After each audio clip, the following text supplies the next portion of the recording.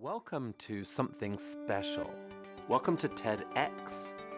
This TEDx event is part of a global conversation that takes place every day in every corner of the world. In schools, in theaters, in workplaces, even in prisons, people gather to hear the best ideas bubbling up in their communities. More than 3,000 TEDx events are held every year in 170 countries. It's a remarkable thing. TEDx events are self-organized under a license from TED, a non-profit organization devoted to discovering and sharing powerful ideas in the form of TED Talks.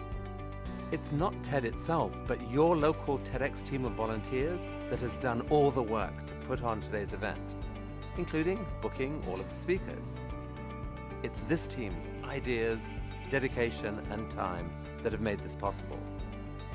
We really hope today's program sparks an exciting conversation. This is a day for curiosity and for skepticism, for inspiration and for action. The more you enter into it, the more you will take out. And now, on with the show.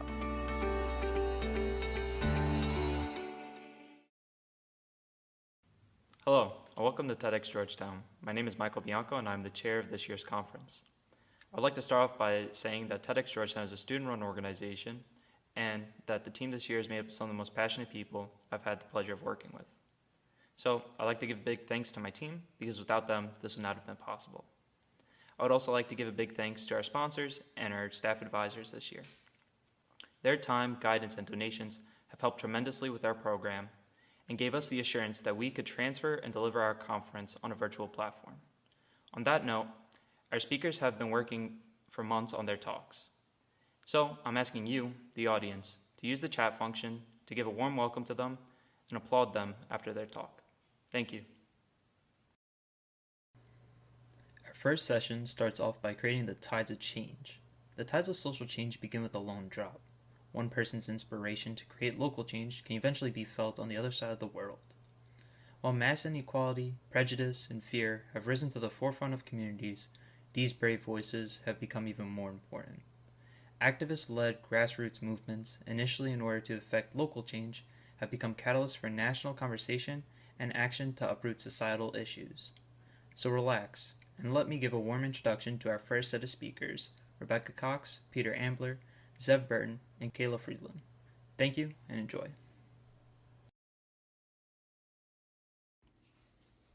Rebecca Cox was 10 when she lost her mom to cancer. Then, during a year abroad in Spain when she was 16, she met a woman who changed her life, her host mom, Isabel. A year later, at Georgetown University, she founded Project OLAS, a social impact organization that employs moms in the community surrounding the Guatemala City garbage dump as conversational Spanish tutors online. Today, she will be talking about the power of motherly love and immersion and language learning. Let me ask you a question. Who taught you your first language? If you're like most people, it was probably your mom, right? With love and patience, on the good days at least, she immersed you in a new world of sounds and ideas until you could correctly say what she already knew you meant. But then later in life, when it came to learning a second language, where did you turn? Why is it that when it comes to learning our second language, we immediately pull out the conjugation charts, the grammar books, and the latest apps? I don't mean to imply that these tools don't have their place. What I am saying is that I think it's time we brought motherly love and immersion back into the art of language learning. When I was 8 years old, my mom was diagnosed with an aggressive form of breast cancer. And at that age, you always expect every story to have a happy ending. So when she passed away 2 years later, my heart was broken, and a lot of the beliefs I had held about how stories are supposed to go shattered. At 10 years old, I decided it was time to become an adult. And by 15, 16, it was pretty evident that my adulthood was going very poorly. I had a lot of bad habits, and I was going downhill pretty fast. College wasn't really on the horizon. I was also a bleach blonde, but that's a story for another day. At 16, my biggest plan was a year abroad in Spain where I'd finally get the true independence and freedom that I thought I was looking for. Life, fortunately, had other plans, and they arrived in the form of my host mom, Isabel. Isabel would get worried when I left the house without a jacket. She was never convinced I'd had enough to eat, and she had this uncanny way of knowing from just a look at my face that there was something wrong, and then the way she would listen, that problem, whatever it was, would shrink smaller and smaller. I went to Spain expecting I'd finally learn how to do it all myself, but instead I learned that I don't have to. And my relationship with Isabel led me to stay in Spain for a second year, and in 2019 I graduated from a local public high school taught entirely in Spanish outside of any exchange program. I had fallen in love with immersion, language, and learning, and I even ended up applying to college. In Spain, a seed was planted. There's something special about the way a mom listens, and it transcends all cultural, linguistic, and geographical barriers. Since then, I've come to see that many moms share this knack for cross-cultural communication, and I spend my time harnessing the power of motherly love to change lives and hopefully help us rethink education. So I've told you 2 mom stories already. I've told you the story about my mom in small town Maine, and I've told you about my host mom in Seville, Spain. The third mom story I want to tell you is about Suni. Suni is a mom living in Zona 3 of Guatemala City, the home of the Guatemala City garbage dump. Moms like Suni work as guajeros under the hot sun in the city's nearly 40-acre garbage dump, sorting through trash and looking for items they can reuse or sell. Moms like Suni typically earn between $3 to $5 in their average 10-hour workday, which is half of what men make doing the same job. They're also exposed to innumerable risks, including methane fires during the dry season, landslides during the rainy season, sharp objects that can cut them as they're sorting through the trash, and now the added danger of COVID-19. There's also a profound social stigma associated with being a guajero. Even though guajeros are actually doing a public good by keeping their cities cleaner, many citizens look down upon moms like Suni, and they'll often be discriminated against when it comes to finding work in the formal sector. Social and economic factors also lead many young people in Zona 3 to drop out of school at a very young age. For example, 60% of adolescents in this community will become teen parents. This is coupled with systemic, gender-based violence at a macro and micro scale. And moms like Suni are often the sole breadwinners and caretakers in their families, which in her case consists of 6 children. This is a story that may not surprise you. What might, however, is the second part of Suni's story. Because Suni also founded a women's support group for survivors of domestic violence in Zona 3. And now, in the wake of COVID-19, the group stays connected by videos that they send each other via WhatsApp. And in one video, for example, Suni shows her entire family sitting around the dinner table and praying together before a meal. In another video, she films her young son washing his hands as he explains to everyone in the neighborhood why it's important to stay safe in these times. And in another video, Suni says positive affirmations to herself in the mirror and encourages other moms in the community to do the same. Suni has also gone back to school through a local NGO, and she's in the process of acquiring that high school diploma that she had been told wasn't for her. And as of April 2020, Suni is also a Spanish tutor. Project OLAS employs moms like Suni in the community surrounding the Guatemala City garbage dump as online Spanish tutors. I founded Project OLAS last year because of that seed that was planted in Spain. I saw that students in the Spanish classroom weren't able to engage meaningfully with the language through speaking and listening, organic storytelling, and relationship building, which had been the heart and soul of why I love living abroad. I was also an ESL tutor, and through that work I found some fascinating statistics about the rates of communications technology penetration in Central America. I found that although a project like OLAS would not have been possible a couple of years ago, now about 70% of moms in communities like Suni's do have access to mobile phones. So in launching OLAS, I had two hopes. I hoped that students in the Spanish classroom would be able to engage with the language in the ways that I had found meaningful. And I also hoped that moms like Suni would be able to put food on the table for their children without having to engage in dangerous work. I had a hunch that that mom connection that I'd experienced with Isabel in Spain would be a factor, but I never could have predicted the results. Since OLAS's launch, I've come to see that oftentimes the need that these language lessons are addressing cuts us to our very core. It's a need deeper than simple language acquisition for students, and I think even greater than the monetary value of a lesson for moms. There are needs similar to those that I didn't know I had until I met Isabel in Spain. But there's a powerful idea at play in these conversations, and it's much, much bigger than me. So in April of 2020, we employed Suni at Project OLAS, and she, like the other 14 moms we employed in our first couple of months, was very nervous to get started. Suni told me that although she'd worked with NGO volunteers and she'd interacted with tourists, she'd never been in the position of teaching them. This was a complete shift in dynamics for her. But after those initial nerves wore off, students began to see that second part of Suni's story, her leadership, her compassion, and her faith. I'll never forget when one of Suni's first students called me after their first lesson, and she told me, voice quivering, "Suni is an amazing woman."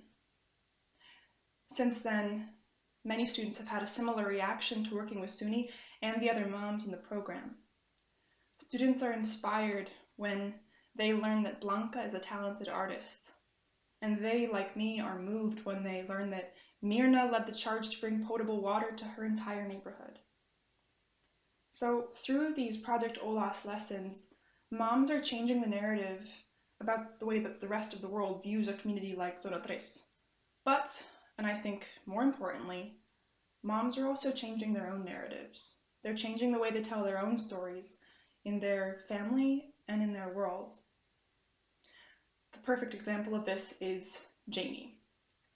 Jamie has told me that before becoming a teacher at Project OLAS, she was very shy, very quiet, and it was difficult for her to make connections with other people. I remember the first video that Jamie ever sent us, where it was pretty obvious she was having a hard time looking the camera in the eye, and she was very nervous. But fast forward 6 months, and Jamie just sent us a video for us to show to our entire student population where she stands, radiating confidence as she speaks from her personal experience about women's rights issues and education in Guatemala. Jamie says that through Project OLAS lessons, she now finds joy in making sure that her students feel comfortable and secure as they learn a new language. But she's also told me that this has expanded into her daily life, and she now finds joy in making connections with other people in her community. It seems to me that through this new identity as a teacher, Jamie is changing the way she tells her story. And she's not the only one, because her 2 young sons now affectionately refer to her as Seño, or teacher. So in the first couple of months of OLAS's launch, I'd already gotten a glimpse as to the potential that these conversations can have. But in June of this year, everything changed for moms in an instant, and my eyes were open wide to the true power that these connections can have. In June of this year, President Giamatti of Guatemala implemented strict stay-at-home orders, which meant that Guatemalans were prohibited from leaving their homes from 5 p.m. on Fridays to 5 a.m. on Monday mornings, and added to that was a strict curfew in place from Mondays through Fridays and enforced by police officers who patrolled the streets. And added to that was the increasingly restricted operating hours of grocery stores, outdoor markets, and banks. This might sound well in line with the rest of the world given a global pandemic, but think for a moment what this means for a place like Zona Tres. The moms that we work with live in small metal huts called champas that often overheat in the 80-degree weather. They live in those champas with up to 16 family members. And for the families in Zona Tres, it's rarely an option for them to buy enough groceries to last them the entire week, so the increasingly restricted operating hours of essential stores and banks posed an incredible impediment to their lifestyles. And in addition to this, all supplementary income generating programs that were pre-existing in the community, as well as educational resources, were closed to the public, and access into the garbage dump itself was prohibited. In response to these devastating changes, we rapidly mobilized and did everything we could to recruit more students, working around the clock, hoping to provide some relief, both monetary and psychological. We were worried about whether the world would even be interested in what was going on in Zona Tres during such a difficult global moment. But in the moments of pause, when I stopped and really listened to what was taking place in the conversations, I heard something really special. Moms were comforting their students. In a time when everything in their lives was in unprecedented upheaval, their nurturing kindness and steadfast hope was changing their students' lives. Every day I was getting texts and calls from students all saying the same thing. My connection with my Olas mom makes me feel like everything is going to be okay. So what is this motherly love that's so hard to quantify? This X factor, the kindness, the compassion, the comfort, it's something you can't build into an app or a textbook.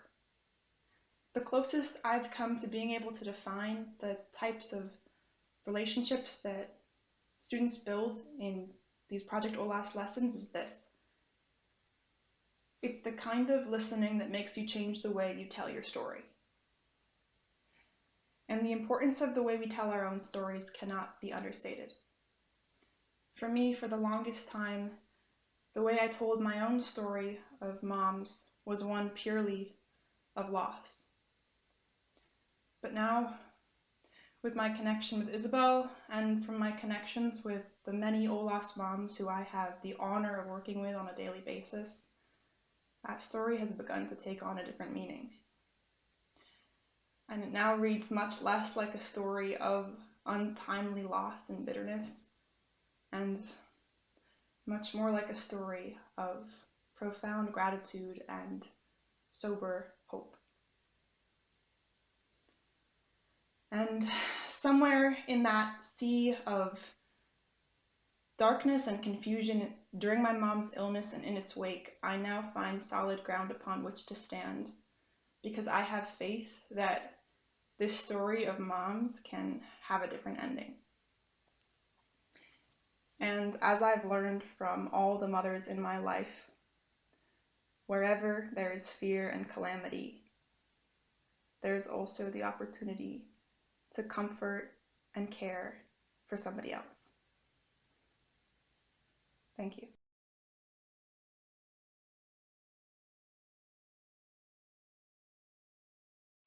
Peter Ambler is a graduate of Georgetown University's School of Foreign Service. He got his start in advocacy, advising members of Congress and working in the Obama administration. He was working for Congresswoman Gabby Giffords when she was shot at a constituent event in Tucson, Arizona. Following this tragedy and the Sandy Hook shooting, he, Congresswoman Giffords, and Captain Mark Kelly founded Giffords, Courage to Fight Gun Violence, where he currently serves as the executive director. He's worked with Congress to pass over 300 gun safety laws and to fight the gun lobby's dangerous agenda. Today, he'll outline his journey into the movement and what he believes its future looks like.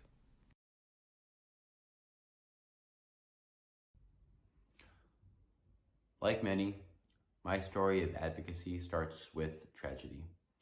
On January 8th, 2011, I woke up on a cold, clear morning in Washington, D.C. Soon, I started receiving the kinds of messages no one expects, but that we all dread. My boss, Gabby Giffords, had been shot in the head from 3 feet away at a constituent meeting in Tucson, Arizona. I remember driving to work, hearing Gabby pronounced incorrectly dead on NPR.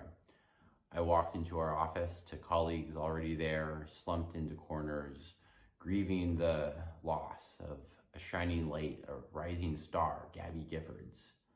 Of course, she wasn't dead. She was in a Tucson hospital fighting for her life, but others weren't so lucky. My colleague, Gabe Zimmerman, was murdered, as was 9-year-old Christina Taylor Greene, born on 9/11. She wanted to be the president of the United States. She went to go visit that morning her Congresswoman Gabby, the woman she admired so much, but never got the chance to meet her. 19 were shot, 6 died. Day turned into night, night into day to night. It was a haze of tragedy.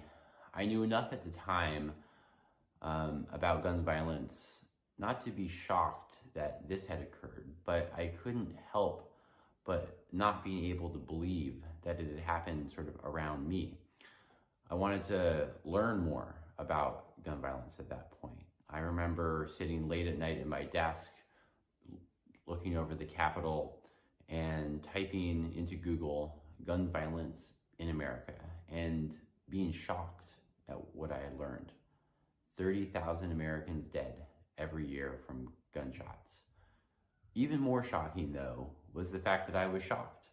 Here I was, a legislative director, somebody who was literally paid to write the nation's laws, to analyze and evaluate its policies. And I was basically unknowledgeable about one of the greatest sources of mortality for Americans, a source of terror and trauma for our children and our communities. But at that political moment, we were in a situation where our politics, our Congress, too many of our elected officials were in the grip of the gun lobby, where the NRA had built up a political machine, a set of influences over many, many years that not only stopped new policies from taking shape and being put into action that could try and stem this epidemic, but that cowed politicians from even trying. As we now know, Gabby didn't only survive, she fought for a robust recovery from being shot through one side of her brain from 3 feet away, and then to go on to lead a new national movement for safer gun laws. But even in the aftermath of the Tucson shooting, a member of Congress almost murdered at an official event. That history was far, far from being written. Gabby spent months in and out of hospitals and rehabilitation, putting every ounce of her strength and courage into surmounting the seemingly insurmountable. As she progressed in her recovery and had more perspective on what had happened to her and sort of broader problems in the world, she and Mark started thinking about what would their next chapter of public service be. And during that time, we saw horrific shootings around the country, of course, on a daily basis, where nearly 100 Americans die every day from gun violence. You saw the tragic shooting in Aurora, Colorado, at the movie theater. You had the horrific attack at the Oak Creek Sikh temple in Wisconsin. And then, in December of 2012, you had the massacre at Sandy Hook Elementary School in Newtown, Connecticut. That shooting perpetrated a psychic wound in our country. And for Gabby, it was no different. I remember being on the phone that day with Gabby and Mark, and just trying to grapple with the extent of this tragedy. 20 dead little children, 6 dead educators, a nation in mourning. But Gabby's voice was crystal clear. Enough, she said, enough. She and Mark knew that they weren't just survivors of gun violence, but that they could bring a vivid, new, unique voice to the gun violence prevention movement. They're not, like I said, just survivors, but also gun owners, Westerners, political moderates, people not from the coast, but from a state like Arizona. In the days that followed, we got to work hard trying to figure out what could this next step be. And what Gabby told me and my colleagues at the time was that this couldn't just be an organization. It had to be a new path forward, a new movement centered not around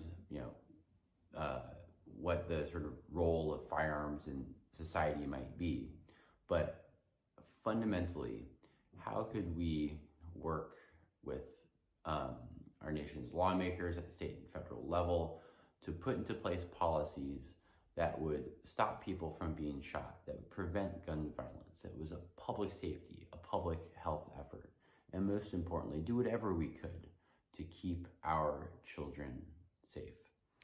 So on the 2-year anniversary of Gabby being shot, we launched a new movement now called Giffords to try and level the political playing field with the gun lobby and change our culture around guns. In the opening days, it was very difficult. We lobbied Congress trying to pass what was called the Manchin-Toomey background checks bill. We knocked on doors, we wore out our proverbial soles on our shoes, talking to representatives and senators. Many were supportive, many more than had been in the past. However, we still ran into fear of the NRA, fear of the gun lobby. People told us that the politics were too difficult, that the NRA was too powerful, that it couldn't be done, that we should give up and try something different. But as Manchin-Toomey fell to a filibuster, a new movement across America was born. We realized quickly that the NRA's chief weapon, their chief resource, wasn't money and fear. It was hopelessness. Their primary product wasn't selling guns. It was selling a lack of hope. It was making Americans believe that gun violence is not solvable, that it's a naturally occurring phenomenon like a hurricane or an earthquake or a tornado, that we had everything to blame for gun violence except access to guns. It's poverty, bad parenting, video games, social media, mental illness, et cetera, et cetera, et cetera. Things that would take boiling an ocean to solve. But we started digging in on the policy, and we found that in fact wasn't true. That if you put in place common sense measures like universal background checks and gun permitting, that you'd be able to save the lives of thousands of people across the country. It can be difficult fighting gun violence, but we knew over the years that if we wanted to create change in policy, we first needed to change the politics. For decades, the issue of gun violence had been considered a political third rail. Politicians were scared to touch it. What we wanted to do was not just obliterate the notion that advocating for safer gun laws cost you votes, but to turn the conversation 180 degrees and totally realign the conversation, change the calculus, and get people elected because of, but not despite, their advocacy for stronger gun laws. So we put a plan into action. In 2016, we looked at the Senate map, we looked at who had voted against our Manchin-Toomey background checks bill, and we chose a political target, Senator Kelly Ayotte of New Hampshire. New Hampshire, of course, is the live free or die state, one of this country's top states for gun owners, a place where there would be a lot of skepticism about our ability to create an issue around her opposition to our background checks legislation. But we did our research, we rolled up our sleeves, and we spent millions of dollars communicating with Granite State voters about her record opposing universal background checks while accepting millions from the gun lobby. At the end of the day, on election day, when the votes were counted, we beat Kelly Ayotte, elected in her place a new senator, a new champion for gun safety. And that wasn't just important to add another vote to our column, but we made an example of somebody who had sided with the NRA instead of with us. In the years that followed, we knew we needed to do more. We had beta tested this notion that in a high-profile Senate race, we could beat somebody on this issue. So we wanted to take this sort of beta idea to market. The 2018 midterms loomed large, and over those sort of intervening years, this country was devastated time and time again by horrific shootings. You had the Las Vegas massacre, the deadliest mass shooting in American history. You had the horrific shooting at Marjorie Stoneman Douglas High School in Parkland. The nation was angry. We were poised for change.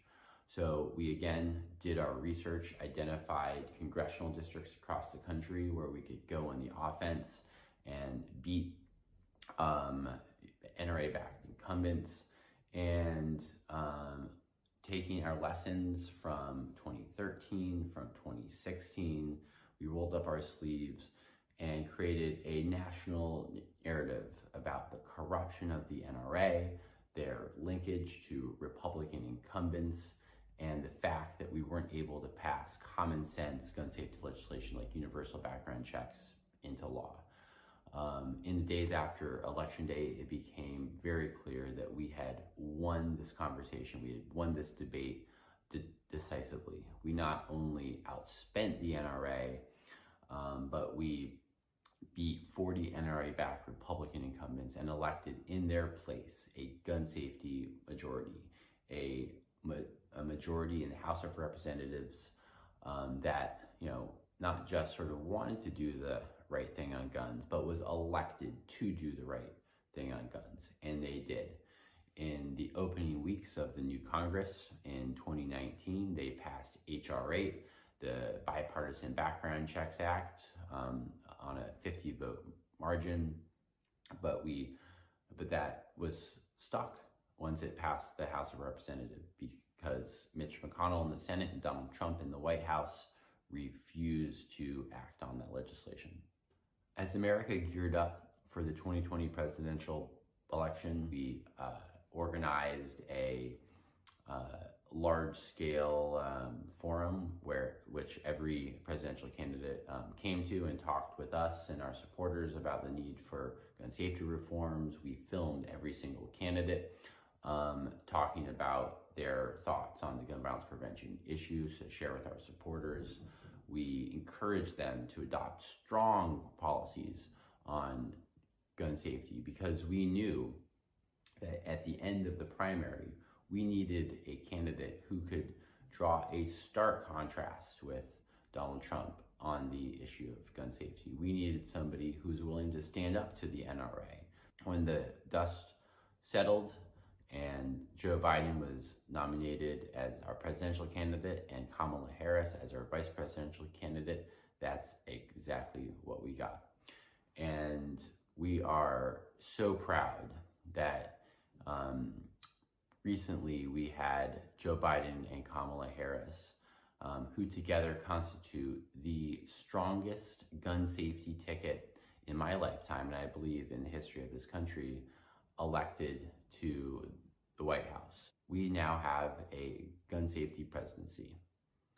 I think back to the months after Gabby was shot, when she had a decision whether to sort of sit back, give up or to press ahead and plow forward.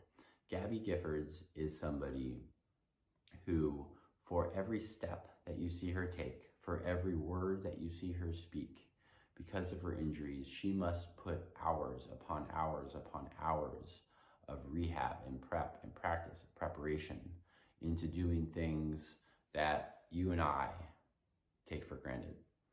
In many ways, the gun safety movement has been, in many ways, really, Gabby's recovery is a metaphor for the gun safety movement.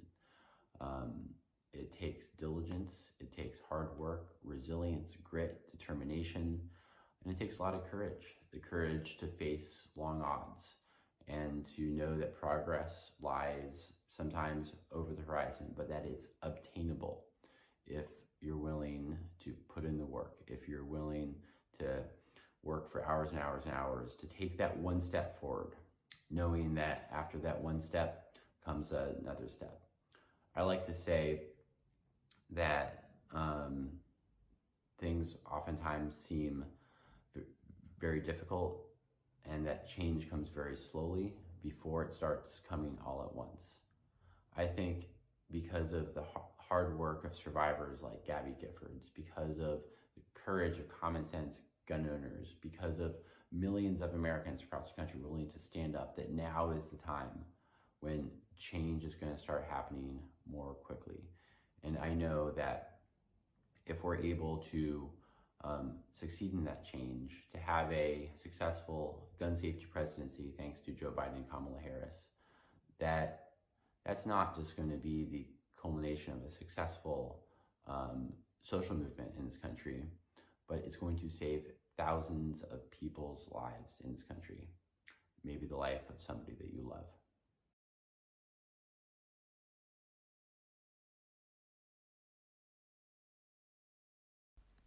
Zev Burton is a junior in the School of Foreign Service, majoring in international politics, fascinated by discovering unique ways to help make the world more peaceful. He is the author of Two Fish in a Tank, How Jokes May Save Our Fractured World, which is set to be published in April 2021. His talk, Make Jokes Not War, is an in-depth exploration of humour's role as a form of resistance within oppressive governments. In it, he takes us all over the world to various points in history to show how in times of oppression, humour is the most valuable weapon for the oppressed. In 1998, Otpor, Serbia's non-violent pro-democracy movement, well, they were just a tiny group of broke college students. But they decided to play a prank. They took an oil barrel, taped a picture of the Serbian dictator Milosevic to it, and put it in the middle of Serbia's capital city's largest shopping district. Next to it, Otpor placed a baseball bat. Then they went to a local coffee shop, grabbed a coffee, and watched. Before long, dozens of shoppers lined the streets of Belgrade for a chance to take a swing at Milosevic. Milosevic was despised by many at the time, but Serbians were too afraid to criticize him for fear of imprisonment. 30 minutes in, the police arrived, but what were they to do? They really had no grounds to arrest the shoppers, and the police had no clue who the culprits were, because remember, Otpor is just relaxing in a nearby coffee shop, but the police didn't know that. So what did the police do? They arrested the barrel. The image of the two policemen quite literally dragging the barrel to their police car went viral for months on end. In the words of one member of Otpor, Milosevic and his cronies became the laughingstock of the nation, and Otpor became a household name. Otpor called their version of nonviolent struggle against oppression activism. In 2012, we saw a similar event in Serbia, where a protest brewed under Putin's Russia. I put protest in question marks because the Siberian pro-democracy protest featured no humans. Only teddy bears, Lego characters, and South Park figurines, to name a few. When authorities arrived, they didn't see any culprits because there were no humans there. So what were they to do? You guessed it. They arrested the toys. The toys were hauled off in official police cars to be detained for their illegal behavior. Better yet, the government imposed an official ban on all future toy protests, which then went viral almost immediately, reminding dictators that laughter and humor is a dangerous opposition force. We are convinced that the only ways to combat oppression are with serious means. We protest, we debate, we go to war, but because of what I call the political humor paradox, humor is an essential tool for combating oppression. Now, the political humor paradox is relatively simple. In general, dictators and oppressors can't do much to prevent political humor against them. There's simply no defense against it. If dictators try and fight back, they only appear more ridiculous, thus causing more political humor to manifest within the oppressed. It's the goal of an oppressor to dehumanize their victims and give them no hope of change. After all, humor illustrates their victims' capabilities for free thought, and there's absolutely nothing a dictator fears more than free thought. Put simply, the very existence of laughter and jokes means that a dictator has failed to dehumanize and demoralize their victims. This is humor for a definite purpose. That is, to ridicule the oppressors and keep the oppressed hopeful. Additionally, it's a surprisingly reliable index of the morale of the oppressed. Where there is humor, there is hope. Where there is humor, resistance is likely. Moreover, the reactions to humor by the oppressors give a really interesting insight into their own perceived strength. When oppressors can afford to ignore this humor, they believe they're strong.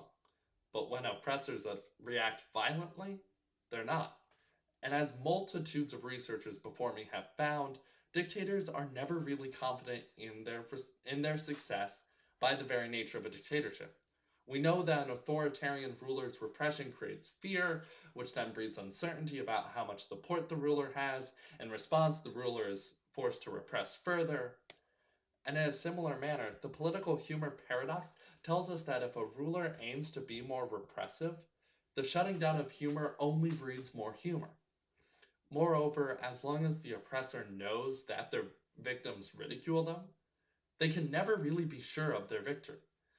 Oppressors thrive on knowing that the oppressed are afraid of them, and humor dispels this very fear. Surprisingly, perhaps the greatest example of the political humor paradox comes from 1930s Germany, where my Jewish ancestors were in concentration camps. They were trying to survive to the next day. Now, when I was younger, it seemed like every week I learned more and more about the atrocities of the Holocaust.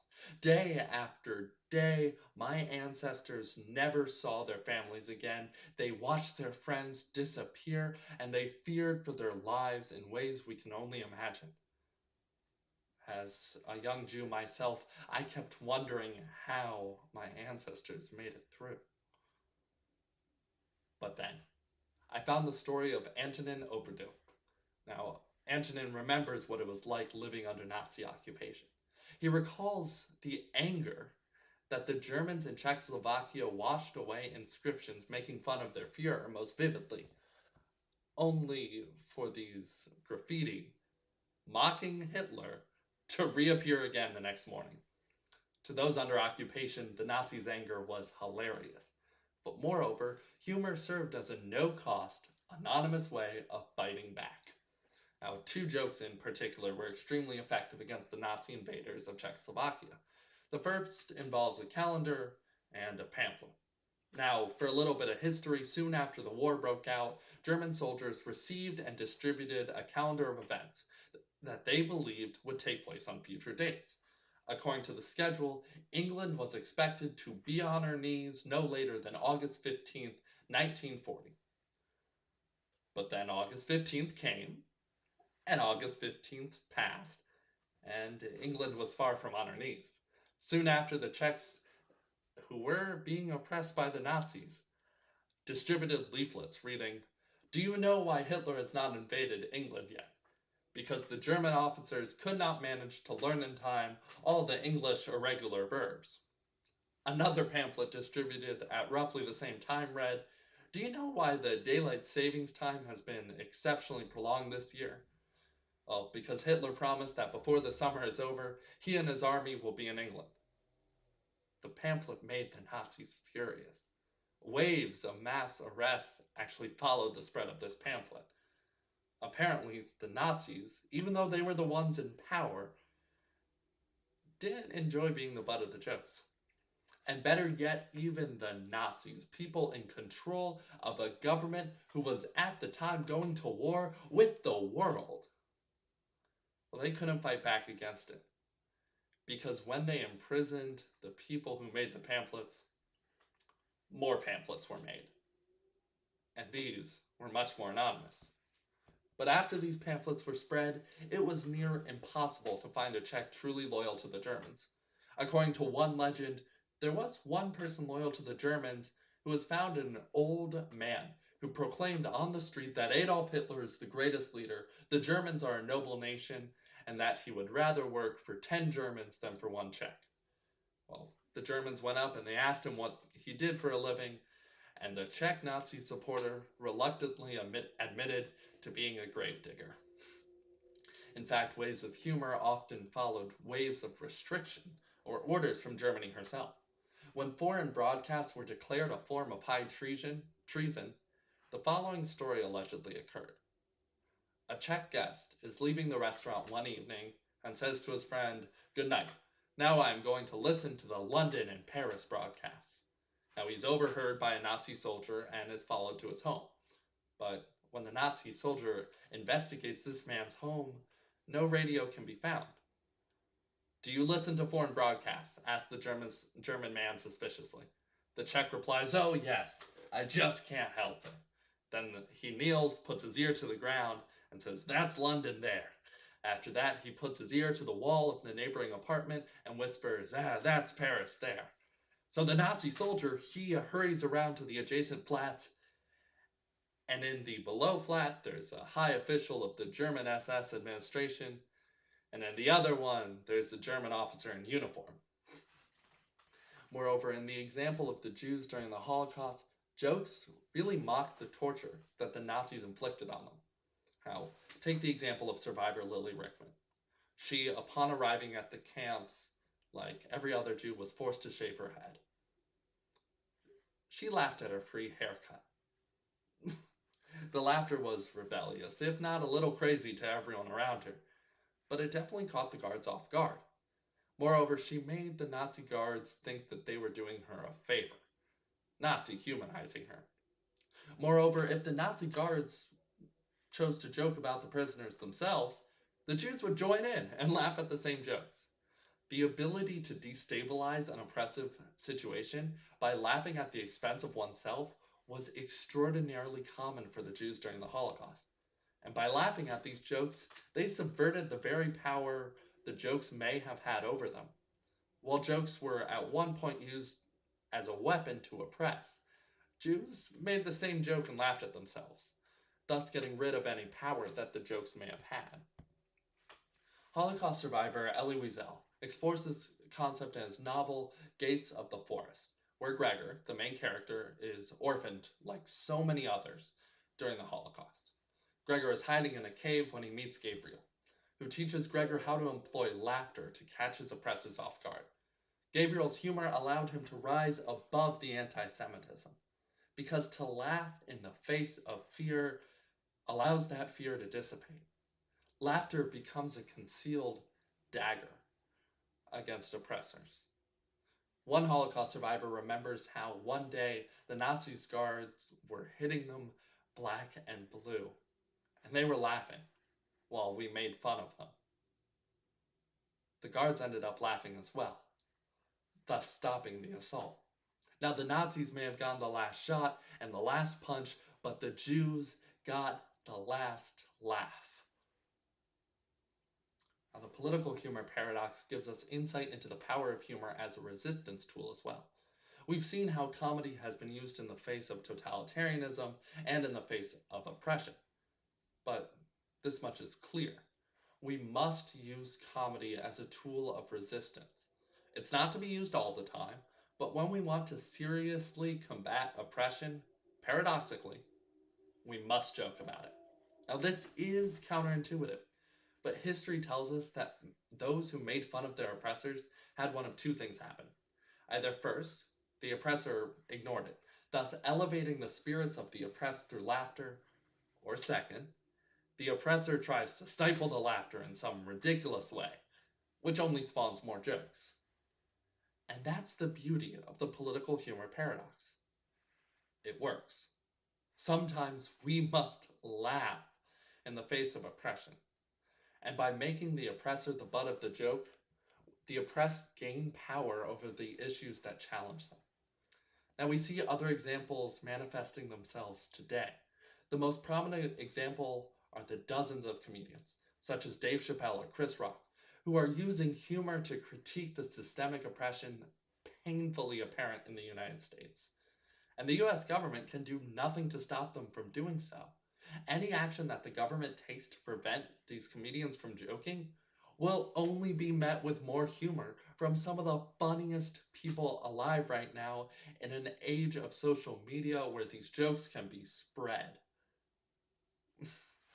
I shall leave you with the story of my sister, who was the subject of an anti-Semitic attack when she was called a rich Jew at elementary school.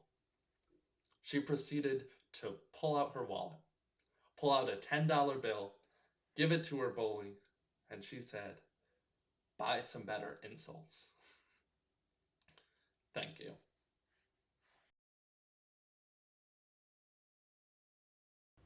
Kayla Friedland is a junior in the School of Foreign Service. She is an activist and hopes to utilize her educational privilege to uplift marginalized working-class communities through grassroots community and worker organizing. Today, Kayla will be discussing how the road to Black liberation isn't yours to choose. She will reflect on her experiences in change-making, and specifically her experience with the Black Lives Matter movement. The news of George Floyd's murder flowed in the day after my birthday. I woke up to the rest of the house already tuned in hearing the reports. I refused to look. I, unlike most of America, didn't need to see a cop kneeling on the neck of a black man for 7 minutes and 46 seconds to understand just how real the perpetual violence against black bodies in this country is, even by those sworn to protect us. When I returned to DC later that week on the first day of the protest, I got off of a plane and walked into a battlefield, unknowingly drafting myself into a war. It is easy to equivocate watching the news with having understanding, which can be a dangerous assumption in light of the misinformation and propaganda being employed daily to reinforce narratives of fear and division. Rather than the media inquiring about and highlighting the demands of the movement, the premier question is of whether the uprisings are peaceful protests or riots. However, these discussions deliberately overlook the fact that criminalization itself is constructed and now is actively being manufactured around demonizing us, Black people and deviant adjacents to the public. Our conceptions of violence itself are propagandized, and when it is branded underneath national security through US imperialism, establishing our capitalist hegemony and making the 1% richer, it is deemed permissible. But violence in response to an entire people's feelings of insecurity as they are actively being crucified under state-sanctioned terrorism? Unwarranted. Seemingly weighing Black life as worthless in comparison to capital. I implore you, forget your property. Looting is a legitimate form of protest in a country that values property over people, and it seems to get the public's attention more than the loss of Black life does. What you perceive as yours, by all accounts, is not. As a supposed nation on stolen indigenous land, prospering off of resources ruthlessly extracted from other countries, and enjoying most of our wealth as a direct consequence of enslaving millions of African peoples for labor, brutally killing millions, eradicating cultures, stealing lives, and embedding generational trauma that can still be found in our very makeup. Black anger is policed even more heavily than Black bodies. But how long are we supposed to wait patiently for the changes we need to ensure our most basic security? What much of this country doesn't understand is this war did not start with us, but rather has been declared on Black communities since this country's creation. I understand that these, for many, can be hard truths, but for marginalized peoples, these are the realities we live the implications of every day. But make no mistake, I too, while young and unenlightened, strictly subscribed to notions of violence not being the answer, and two wrongs don't make a right. Because honestly, we associate darkness with violence, savagery, uncivilization, but dissociate these concepts from white men and people in positions of power, even as their hands are tightening around our throats. So I adopted the respectable nonviolence theory. And it was not until I would arrive at Georgetown that I would realize that this could not always apply in liberation work. Despite what you may gather at first glance, I am biracial, half Black and half white. I have had the heated discussions about privilege and the Black Lives Matter movement with family members I grew up with. I find myself constantly met with disbelief, as my family struggles to understand how it is that I have essentially transformed into an insurgent. But it was no coincidence that I, in contrast to my white family, grew such unrest in my heart and revolutionary spirit in my soul. The nature of my experiences, my Blackness, served as the catalyst for my radicalization. Now, I certainly possess many privileges alongside my marginalizations, and I acknowledge my limitations in representing all of my community.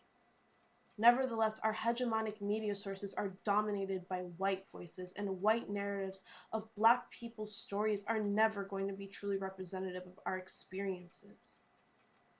This is my attempt at reclaiming this narrative, and I hope to, through sharing some of my experiences, explain the phases that got me from where many of you are sitting to where I am standing with my fist raised. Phase 1, I commenced my formal involvement with partisan politics in desperate search of like-minded people, and my understanding of political participation then meant that I had two options, and I was not choosing the right way.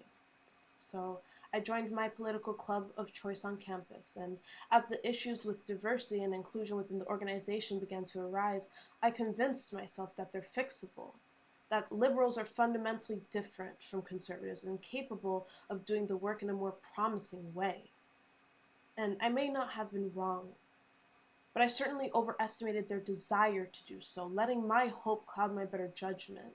I went on to be Vice Chair and Director of Advocacy, as well as the spearhead of the Diversity Commission, where I felt my work to be constantly under-acknowledged, as I, the only Black girl on the board, was tasked with juggling the largest department and actively creating and running the commission.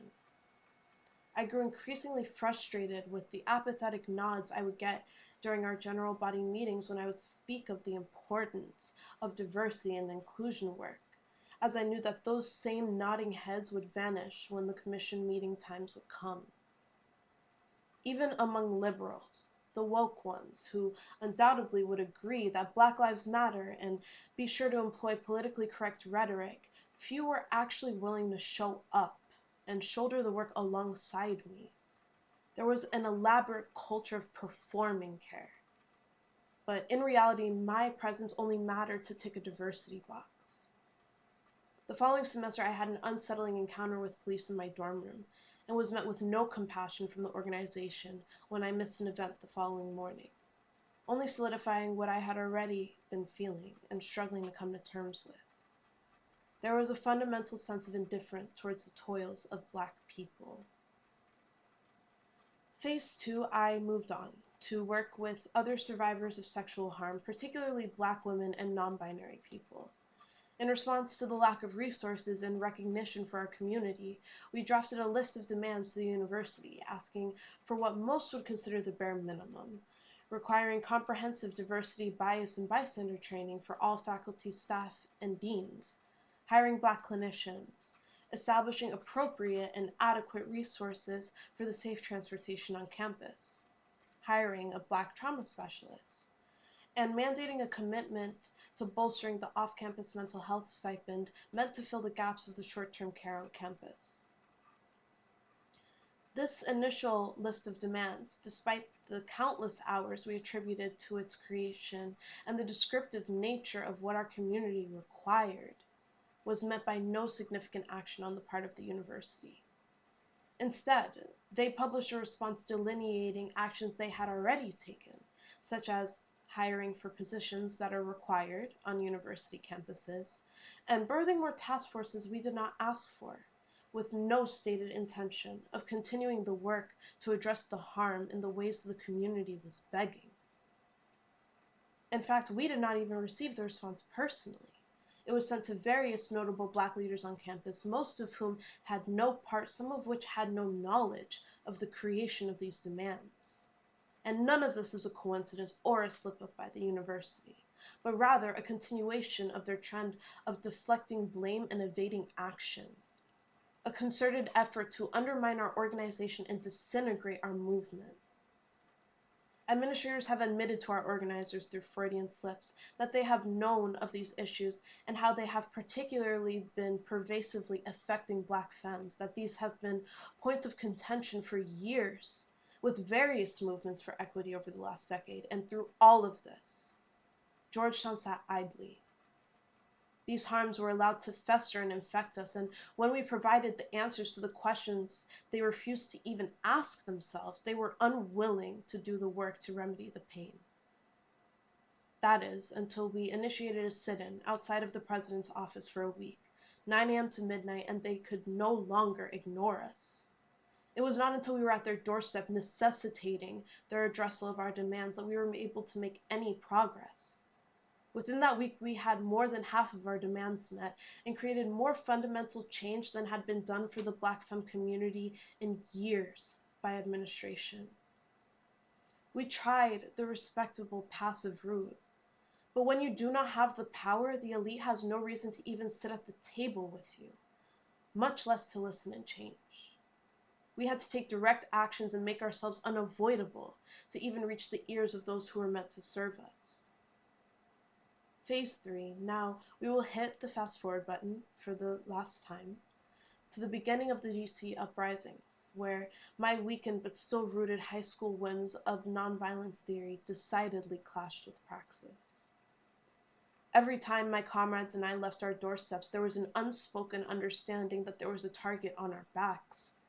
We felt danger from all angles, avoiding the alt-right trying to dox us and the white supremacists looking for game, all to fight for our right to live. And that is not to speak of the violence we face standing toe-to-toe with law enforcement every single day, as they intimidated us, restricted our right to protest, and blocked off community areas and resources. They pushed us further and further back each time we went until we were moved from in front of the White House to I and 16th 2 blocks down. Aside from the suppression of our voices, we found that regardless of how peaceful we presented ourselves to be, our Blackness was enough to warrant a threat. I will never forget leaving a march at the Lincoln Memorial early, a march that had proclaimed itself committed to nonviolence and proving the media wrong, and not getting even a block away before a sea of law enforcement officers swarmed and maced the demonstrators, forcing the crowd to disperse in pain and fear. I've seen crowds have multiples of tear gas canisters and internationally banned chemical weapon thrown at them as they chant "hands up, don't shoot" and peaceful protests. I watched a man pour his heart out at a line of officers in front of Lafayette Park, standing feet away from them, saw as they began to shoot rubber bullets at him, and beside him, I screamed for them to stop.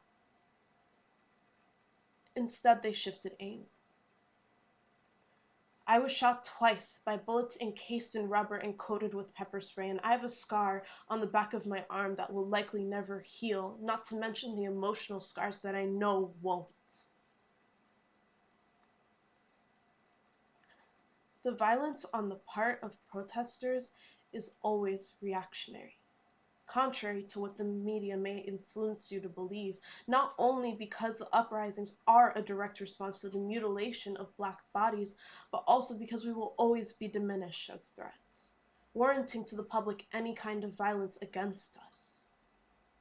I can guarantee that at 5'3", I was not a threat to a line of police officers in riot gear. It does not matter whether we put our hands up, identify ourselves as peaceful, or push back, regardless, violence is what we face. We have nothing to lose but our chains.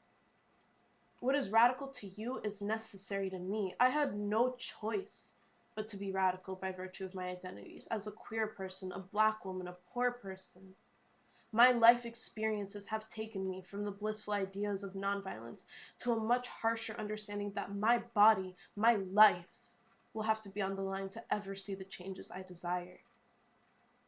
I am still not violent. I have still never been in a fistfight.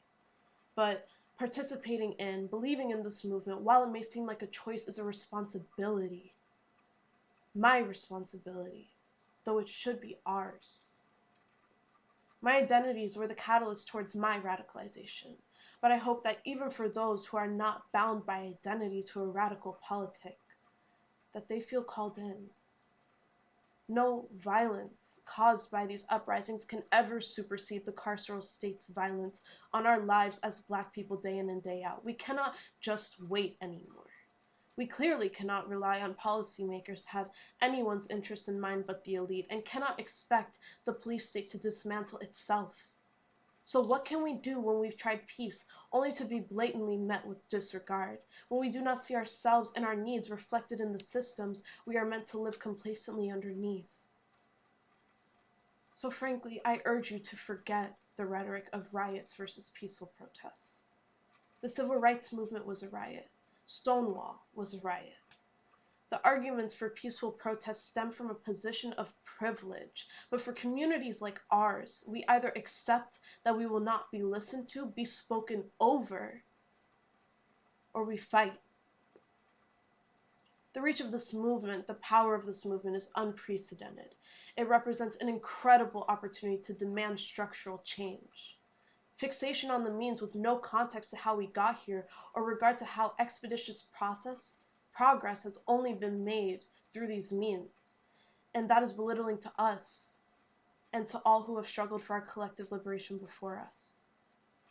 Myself and my friends, all college-aged, were effectively molded into soldiers in a war many of us were born into just by virtue of being Black. Direct your energies and your frustrations towards that. Towards the fact that students are taking to the streets because we refuse to see a day where our children have to live under these same conditions. We've been declared enemies of the state and treated as such in every interaction. One could say that we are fundamentally oppositional to the state because inherent to the state is white supremacy. Inherent to the state is racial capitalism that, so long as it is in existence, will thrive off of the backs of Black people and their oppression. One could say that we are enemies of the state because believing in Black life is antithetical to the very foundations this country is built upon. We threaten your racist institutions, customs, and culture. We are pushing you to where you are uncomfortable. I acknowledge this and how it may be jarring. However, none of the aforementioned are worth more than people's lives, especially not your comfortability. To prioritize your need for security and privilege in the wake of the subjugation of Black people is to not only validate, but to embody the oppressor. It is imperative that we allow Black people to control the own narratives of their experiences. It is important across all identities to turn to Black people for the first time in our country's history to lead a revolutionary movement. It is due time to take up a spear in our defense, as we say on the streets, not as an ally, but as an accomplice, while allowing us to forge the path to our own freedom. The work isn't dictated by your comfortability and doesn't stop despite who holds presidential office. It stops when Black people stop dying. So where do you fit in? Use this time to educate yourself, not by expecting Black people's emotional labor, but with a simple Google search and a little intention. Acknowledge your own privileges and the responsibilities that come with them. Whether you are white, upper class, able-bodied, a citizen, straight, a student, we all have a point of privilege from which we can build power for the marginalized. Now more than ever, it is time to figure out where you plug into the movement. Whether it is through taking to the streets yourself or continuing to donate to bail funds and BLM-related GoFundMes, making calls to relevant offices, demanding justice, routinely calling out racism and microaggressions as you see them, getting involved with community mutual aid, spreading social awareness through public education, or any other mechanisms for change. But most important of all, if you take nothing else from this talk, remember that the path to Black liberation is not yours to choose. Thank you. Our second session will be centered around the theme Filtering and Distilling Truth. Uncovering and exposing hidden and disguised information is never easy. This pressure is only amplified when one's work goes against powerful institutions and leaders. However, these artists, scientists, and journalists do this every day. These distillers of truth dive deep, alone into uncharted waters. Through various platforms, they are able to bring attention to the realities of our society to which many of us are blind. We are proud to introduce our speakers for this session, Father Gerard McGlone, Alexandra Bowman, and Kul Chandra Gautam. Thank you. Father Gerard McGlone is a Senior Research Fellow at the Berkeley Center for Religion, Peace, and World Affairs.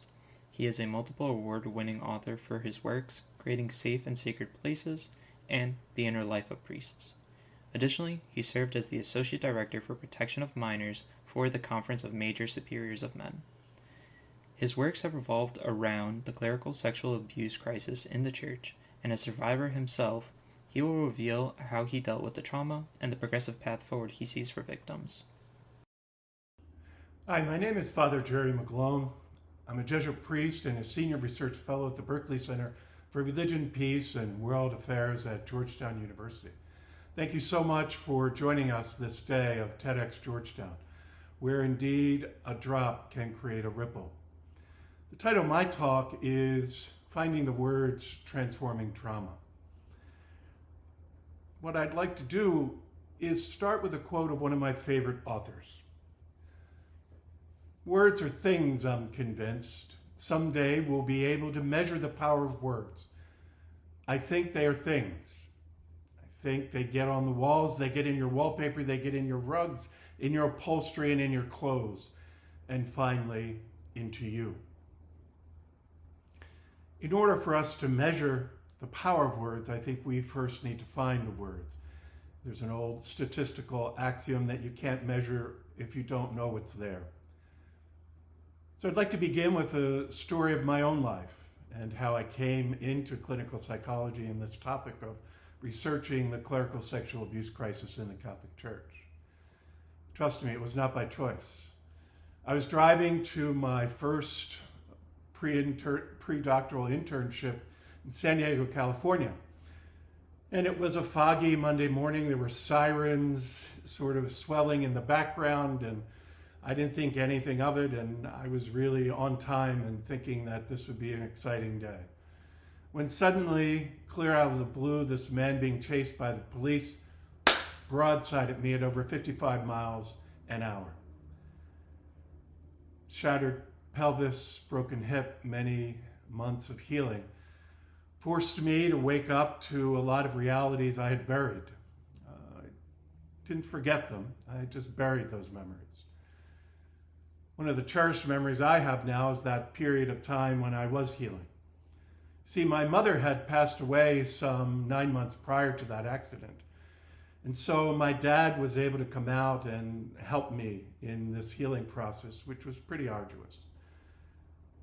What was striking was I never knew for years why I so resented my dad and why we had a sort of off and on relationship, though clearly we were still very much in love with each other. Well, I sort of had an aha moment in that healing when my dad started to teach me to walk. And I remembered my aunts and uncles telling me that, Jerry, when you were growing up, you were the kid who was always wrapped around your dad's legs. You see, I grew up in a family of 8. I was the 6th of 8. My dad had 3 jobs in which he was trying to put food on the table and send us all to Catholic school, which was not cheap at the time. But those months after that accident provided us with an opportunity to heal relationship and to heal that relationship through telling each other stories. That's had an enormous impact in my life. But what also happened at that time was I also had to face other losses. My dad left around Christmas time and unfortunately came back again to San Diego to help my sister go through chemo and radiation because she was then diagnosed with breast cancer. It was later in the summer when he left to go back to Philadelphia, and he was experiencing some discomforts following. Come to find out, he had advanced stage esophageal cancer, and we believe the radiation in the attempt to cure that cancer might have damaged his heart. So on September 14th, he passed away in his sleep peacefully. Remember, for us Catholics, September 14th is the Feast of the Triumph of the Cross. The car that broadsided me was speeding down Santa Cruz Street. Sometimes we're all forced to be at the foot of the cross, not of our own choosing, just as the disciples and Mary, the Mother of God, and the women of Jerusalem. It was 9 months after my dad's death that my sister passed away of cancer. So, being a clinical psychology student, I ended up in therapy. And one of the things I had to realize in therapy was that indeed my own childhood was not just bereft of my father being around, but had been tarnished by a Jesuit priest who I had known in high school, who both emotionally, physically, and sexually abused me on a regular basis, both as a high school student and as a young novice and as someone in formation. You see, he was vocation director, high school teacher, and formator. I certainly knew that this had happened, but my distorted beliefs, my inability to find the words as to what this was really part of the brainwashing that any perpetrator does, and how they think that indeed what they've taught you was love when in reality it was abuse.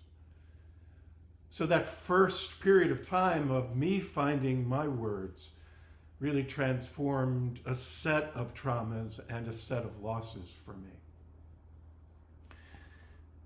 What also occurred at that time was in 1992, during this time period, a family violence professor was walking down the hall and just, referred to me saying, "Jerry, you're a priest. How about if you look at the front page of the New York Times and, work on your dissertation on that?" And for many of you who may not know, 1992 was the first time the United States Catholic Conference of Bishops was dealing with the sexual abuse crisis. The famous case from Louisiana had come forward. Jason Berry's book had been written. But as you and I all discovered in the 90s, the church was not willing to deal with that. But what happened to me was striking in the sense that dealing with those losses, dealing with my own sexual trauma history, I started researching sexually offending and non-offending Roman Catholic clergy. The title of my dissertation was indeed that, and characterization and analysis. So I didn't graduate in 2 years, but I graduated in 2001. It was in many ways that experience coupled with the experience of being in a fairly active and just dynamic parish that really allowed me to walk in a whole different way of being. See, what I discovered in these parishioners at St. James Parish in Solana Beach was that I didn't need to be a cleric. I didn't need to be in my priestly role to be accepted for who I was. They called me Father Job at that parish because of all the misfortunes and all the calamities that had been in my life. And they taught me in a very special way how to rediscover my vocation, how to rediscover my own priestly identity and my Jesuit identity. That had all basically disappeared within a couple years. I was betwixt and between. I didn't know what to think, what to believe, and I certainly had doubts about the fact that God was indeed there. In my anger, in my disbelief, in my processing all those losses, what I realized was I had to make the church my own. I had to make my Jesuit vocation my own, not dependent upon my perpetrator and not dependent upon the organizations of both the church and the Jesuits. That was a profound moment of finding my words and transforming trauma. The third aspect of really finding the words and transforming trauma really is about the ways in which we have to look at what happened in the church. 1992, as I said, was the first time, and then we all found out in 2002 what indeed the church had not done and how they had put survivors last. There's a line in Spotlight which details the cover-up and the years of neglect and abuse of an institution that really highlights the way forward and understanding what happened. In that, there's one line that says, if it takes a village to raise a child, then it surely takes a village to abuse a child.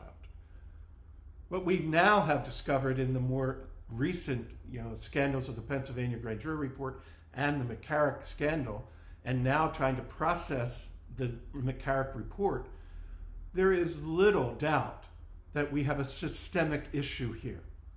A systemic way in which the voices, the words, the acknowledgement, the reality of the survivors has never been put first. In many ways, we made the mistake that I was often taught not to do in graduate school, that if you treat sexual offenders, if you just listen to sexual offenders, then your world is warped, your perspective is biased, and you do not hear, you do not even see, you do not even know the pain of what it means to be a survivor of the pain of that perpetrator. Unfortunately, the church not only covered up for the perpetrators, but so did many other systems of police, of our own sort of way of thinking about clergy, of families who did not believe their children who came to them, and of many other systems within the church that hid and concealed what was going on, most especially the insurance companies and the church lawyers. It was the press from the outside. It was those from the outside, the lawyers from the outside, that have continued to force us to face this reality, as unpleasant as it is. But that inability to hear and find the words of the survivor from the beginning meant that we were listening to and only hearing the words of the abusing church and the abuser. That did not cause transformation, as now we see in black and white in the McCarrick report. The final way in which we have an opportunity to get it right is to put the stories of survivors front and center. That's the research I've been privileged to do here, having been invited by President DeGioia into this university in order to advance forward some knowledge, some way of recognizing a new path forward, so that we don't repeat the saga of 1992, 2002, 2018, and now. It begins first and foremost with listening, acknowledging, knowing, and accompanying the survivor. That's what I'll be doing by recording their stories and figuring out which ways are more effective, so that perhaps all formation classes in seminaries, all religious leadership trainings, all pastor trainings, all catechetical trainings would always begin with the survivor's story first. It would be uncomfortable. It is uncomfortable to sit in the pain of someone else's experience. Many theologians have said perhaps that's the moment we're called to. That whether we like it or not, and unwillingly, we have to go to the foot of the cross as a church and as individuals. Because being at the foot of the cross, then we have a story to tell. Just as they gathered in the upper room in order to share what they saw, what they heard, and to come to some sense in the chaos of what that upper room must have been like, so too we are beckoned into that same spiritual and psychological moment. When I first started being a therapist, I started in what was called a suicide hotline. My mentor at that time said to me, you know, Jerry, you really are going to do what every good parent, what every good person will do when a friend comes to them and saying, you know, I'm really out of sorts. I really am in pain. I just want to get through this day, and I really don't think I can make it. And we unintentionally will dismiss this person's perspective and feelings by simply saying, oh, you'll be okay. She said, that's the worst thing you could say to someone on a suicidal hotline. And she used this image I hope you find helpful today. She said, Jerry, it's much like sailing. You have to you have to steer into the pain, steer into the wind in order for any movement to occur, for any dialogue to occur, for any ability simply to be present to the pain.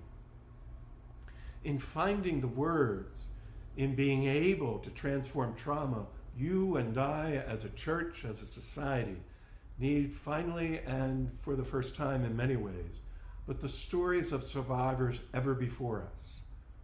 We do that every Triduum, don't we, when we recall Holy Thursday, Good Friday, and Easter Sunday. That same rhythm, that same salvific rhythm where we see life and death is, I believe, our destiny in this moment. If we are to make sense of the horror of the McCarrick Report, the Pennsylvania Grand Jury Report, we must begin and exert our efforts to undo the wrong that was done in 1992, 2002, and 2018 and put survivors first. In our finding our words for this horror, in our listening to the stories of survivors and putting them first, I believe we can transform the trauma of those individuals who've been so scarred by these perpetrators and this church, and begin to look at the situation that it's not just the bad apples, but indeed the bad apple in the bad barrel that needs our attention. You and I are summoned, whether we like it or not, to an incredibly difficult moment. We can run from the pain, or we can steer into the pain. And in that, finding our words can transform trauma. And indeed, a drop creates a ripple of change. Thank you.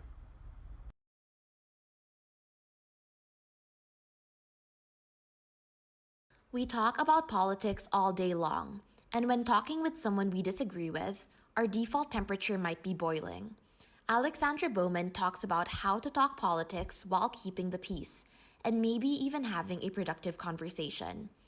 Alexandra is a political cartoonist for the Lincoln Project's editorial and environmental news platform, Our Daily Planet. She founded and hosts The Hilltop Show, a political comedy web series and talk show based at Georgetown with a staff of students from across the United States. Alexandra is a junior in the college majoring in English and art. As of today, over 11,000 Breitbart commenters have compared me to a Nazi. I run a political comedy web series based at Georgetown University that aims to help inform the youth of America about political issues. Back when we were based on Georgetown's campus, our team held our weekly meetings in a glorified broom closet, the McCarthy Library, which is essentially a study space in a dorm, not a real library. The space had a few hundred books in it, and one day in late January, we noticed that one of the book covers featured a young Native American woman with blood on her clothes. And upon further inspection, we realized that the hundreds of books on that shelf in that little dorm closet were pornographic dime novels from the mid-20th century. Many had completely naked women on them, often under the age of consent. Many of the books fetishized women of Asian and South American descent. We sent an email to the university, merely asking if they were aware the books were there. We did not make any demands, not that the books be contextualized, not that the books be removed. We simply asked if the university knew about them. And 8 hours after we sent an email to the university, every book in that library was gone. And after Georgetown's newspaper picked up the story, a far-right news source for university news, The College Fix, reported on it, and the story turned the head of none other than Breitbart. This Breitbart article was not exactly Pulitzer material, teeming with adjectives and framing that constitute exactly what the AP implores journalists to avoid. Breitbart deemed the organization I run a, quote, crack research team, which I believe means, contrary to the opinions of some people who think they were complimenting us, I think it means that Breitbart thinks that we're on crack. It's my best guess.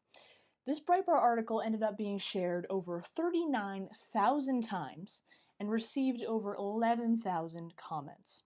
So, In the 7 months since this happened back in February 2020, I've had a lot of time to reflect. This experience taught me a lot, but I took away 2 big core lessons.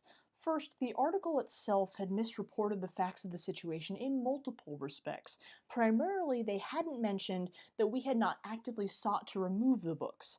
This made the importance of accurate reporting very real to me.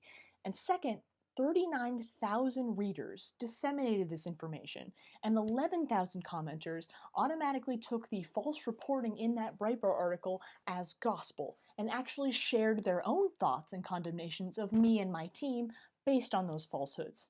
Here are just a couple examples of the kind of comments that we received. 1. Many books fetishize young non-white women. End quote. Well, maybe it's because of the likes of Bowman.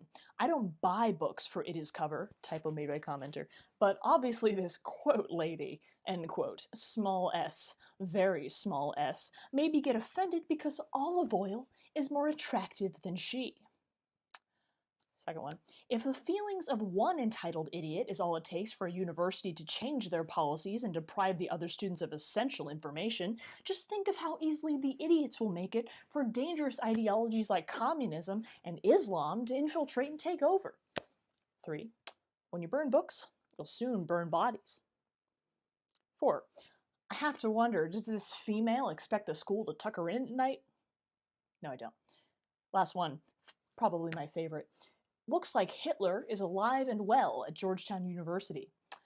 So to be completely clear, I truly was more entertained by these remarks than anything else, and I had no reason to take any of these comments personally because none of them were truly directed at me. They were directed at an idea of me that these commenters had in their heads that was by no means accurate, thanks to a false impression that Breitbart, of all people, had created of me and the team that I run in these commenters' minds through false reporting.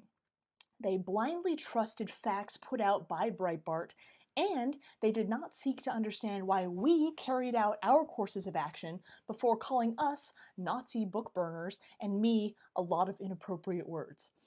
But I didn't just write this talk because I wanted to tell this story again, this time into my camera, instead of to the faces of unwilling friends at parties. I want to use this to show you an example of outrage being expressed when it was needless. Each of these commenters got their views somewhere. And of course, some of them might be racial pornography historians who were concerned about preserving these priceless historical artifacts. And alternatively, some of them might have different standards for what qualifies as censorship than I do. And I started writing that with the goal of adding a punchline at the end, but the fact is that some of these commenters might have been coming from a reasonable place, and that's the point. Not one of the comments we read, and we didn't read all 11,000, we read most of them, were not just dismissive of our case, but openly hostile, often towards me personally. And I'm going to assume that they weren't just born that spiteful, that angry, that mean towards someone they'd never met. The fact that Breitbart reported the facts incorrectly also meant, like I said earlier, that these commenters were working from misinformation. And maybe it's wishful thinking to dream that internet commenters could start opening their ears to hear out the other side, and I fear that at this point it is. But these commenters were following in the footsteps of others that they've observed, their role models who go about political discourse in a certain way. The actions of those leaders get into the heads of their followers, inciting ripple effects throughout culture that sway the beliefs and actions of many. So, let's step away from the Breitbart situation for just a second. Take yourself out of the mind of a Breitbart commenter, you poor soul, for just a second.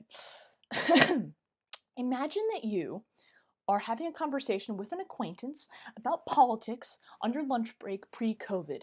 Imagine that you've grown up in a certain environment, and for whatever reason you haven't had the opportunity to stretch your mind outside your bubble. You share one of your beliefs with your friend, and they call that belief wrong or ignorant. Your emotions might rise up, your heart rate might go up, your chest might tighten, your hands might start to feel cold and damp, you might start to feel lightheaded, your head might start to pound, and guess what? That is normal. That's called the good old fight or flight response, and you feel this as the person being called out. And let's be honest, most of us in that situation would probably fight.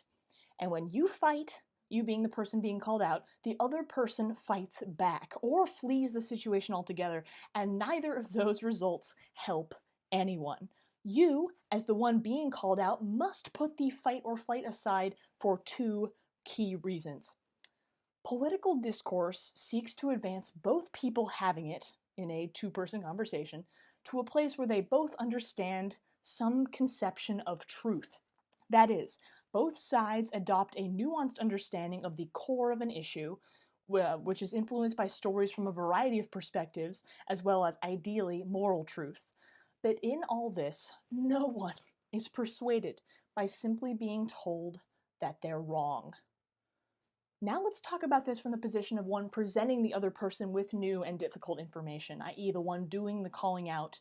If you're trying to make the world more tolerant through speaking up and speaking out when you're having these conversations, you gotta make the other person feel heard. Not just heard, but also understood. On a neurological level, making the other person feel heard disseminates the need for the fight or flight response, because no one is told you're wrong or you're ignorant and feels great about it. And when it's not just a conversation in a break room between two people, but instead of fight in a group chat with 1,000 people or on the internet for the whole planet to see, it's so much worse. The bottom line is this: we must assume ignorance rather than hatred. We are unlikely in Gen Z circles, standard group chat circles, to run into people who are operating from a place of conscious, egregious hatred. They have biases that can be conscious, but the vast majority of people's bias is unconscious. Truth exists, but we can't slap people in the face with it. You have to filter truth in a way that the more resistant people in your life and on the internet will accept it. You must distill it into smaller nuggets or ideas that people will be willing to understand. Ideally, people would just accept truth in its full, glistening package. You should be able to present it, and they'll just agree. But this is rarely the case. When trying to present the truth, you must compromise. Think of this example. If you tell someone that them saying systemic racism isn't real makes them a racist and they should be fired from their job and kicked out of their university for saying that, they're not going to listen to anything that you have to say about why them saying that is so harmful. However, if you say that their act of saying systemic racism isn't real is helping support a racist agenda, they might be more willing to listen to you. With the latter, you are saying something that fiercely condemns their actions, but you aren't attacking them personally. You are saying that their words, not them, their words are harmful. Attack an idea, not the person sharing them. And hopefully once you've thought through this a bit more and practiced simply changing your words, this sentiment might become something you feel in your heart too. Be extremely hesitant to begin to disdain the person themselves. Instead, direct your animosity towards their words. I'll put it a different way. Ever heard of the frog in the water metaphor? It's pretty gruesome. A chef is trying to boil a frog in a pot of hot water. And the first time the chef boils a pot of water and he puts the frog right into that water. And the frog immediately jumps out because the boiling water was too hot, the transition was too sudden, and the frog immediately rejects its new environment. The second time the chef tries, he puts lukewarm water in a pot, then puts the frog in it, and then gradually turns up the heat. The frog doesn't notice the water heating up, and before it realizes the water's too hot, it loses consciousness and subsequently dies of heat stroke and disintegrates in the pot. Understand the point. If you make water too hot too early, the person you're trying to convince of your complex point, which might ultimately be damning to that individual on a personal and/or political level, will not listen to you. And true internal change doesn't happen all at once. It happens gradually. Very rarely is someone willing to just accept that they're wrong or misguided or ignorant right up front. Start with empathy. Start by explaining the gravity of the situation at hand. Start by explaining the trauma and oppression being experienced by a particular group. Help them empathize. And maybe they won't agree with you. Maybe you won't persuade them all the way to your side. But at least you provided them with an alternative point of view. And if they're a civil human being participating in a conversation with you in good faith, Maybe they'll even walk away with a seed planted in their subconscious that will grow into greater understanding later on. And let's be clear, some people won't be persuaded. Sometimes it truly is better to preserve a relationship than to get someone to change their minds about something, even if it's really important, even if it's about your rights. It's up to you to realize when it's actually worth it to go further in a conversation and potentially tarnish a family relationship. The opposite of this is also true. There are some people that you won't be able to persuade, and while kindness is always a good rule of thumb, you can peacefully cut ties with someone if they hold views that you find particularly unacceptable. The bottom line is that in your next political conversation, or even in your just next generic tense conversation, or personal or sensitive conversation, remember to be kind. And don't just try to understand where they're coming from for the sake of argument. That's the first level of morality. On the second level of morality, however, you might be able to use that alternative perspective to inform your own future takes. And even if certain opinions repel you, it is important to be aware of cultures from across a range of perspectives. It is important to understand cultures that are spreading harmful views so that when you go off to try to set the world on fire, you actually understand your opposition. Lao Tzu said it best, know your enemy. But don't think of this person as your enemy. Think of them as another human being who carries a history and a story. You must remember that even though their story might have led them to a set of perspectives that you find highly problematic, their story is valid, and you have a responsibility to treat it as such. So maybe we won't agree ideologically with the perspectives of those we oppose, but we must seek to at least understand their thought process. We must assume ignorance rather than hatred. That's how I and my team approached the Breitbart commenters, and if they had done the same for us, none of those comments would be there. We assumed ignorance of the Breitbart people, they assumed hatred in us. No one brings the opposition to their side through condemnations and pile-ons. This tactic frequently serves to embolden the other side and make them dig their feet into their own ground. However, showing both an unwillingness to be swayed in one's own beliefs as well as love to one's enemies can actually change the minds of the uninformed and ignorant. Changing our current culture to that in which peacemaking rather than conflict is the norm will begin on the smallest scale. It will begin when individuals choose in their hearts to turn the other cheek to hatred, condemning bigotry while seeking peace and demonstrating love to others. The more individuals do this within themselves, the faster the broader culture will change. Thank you very much.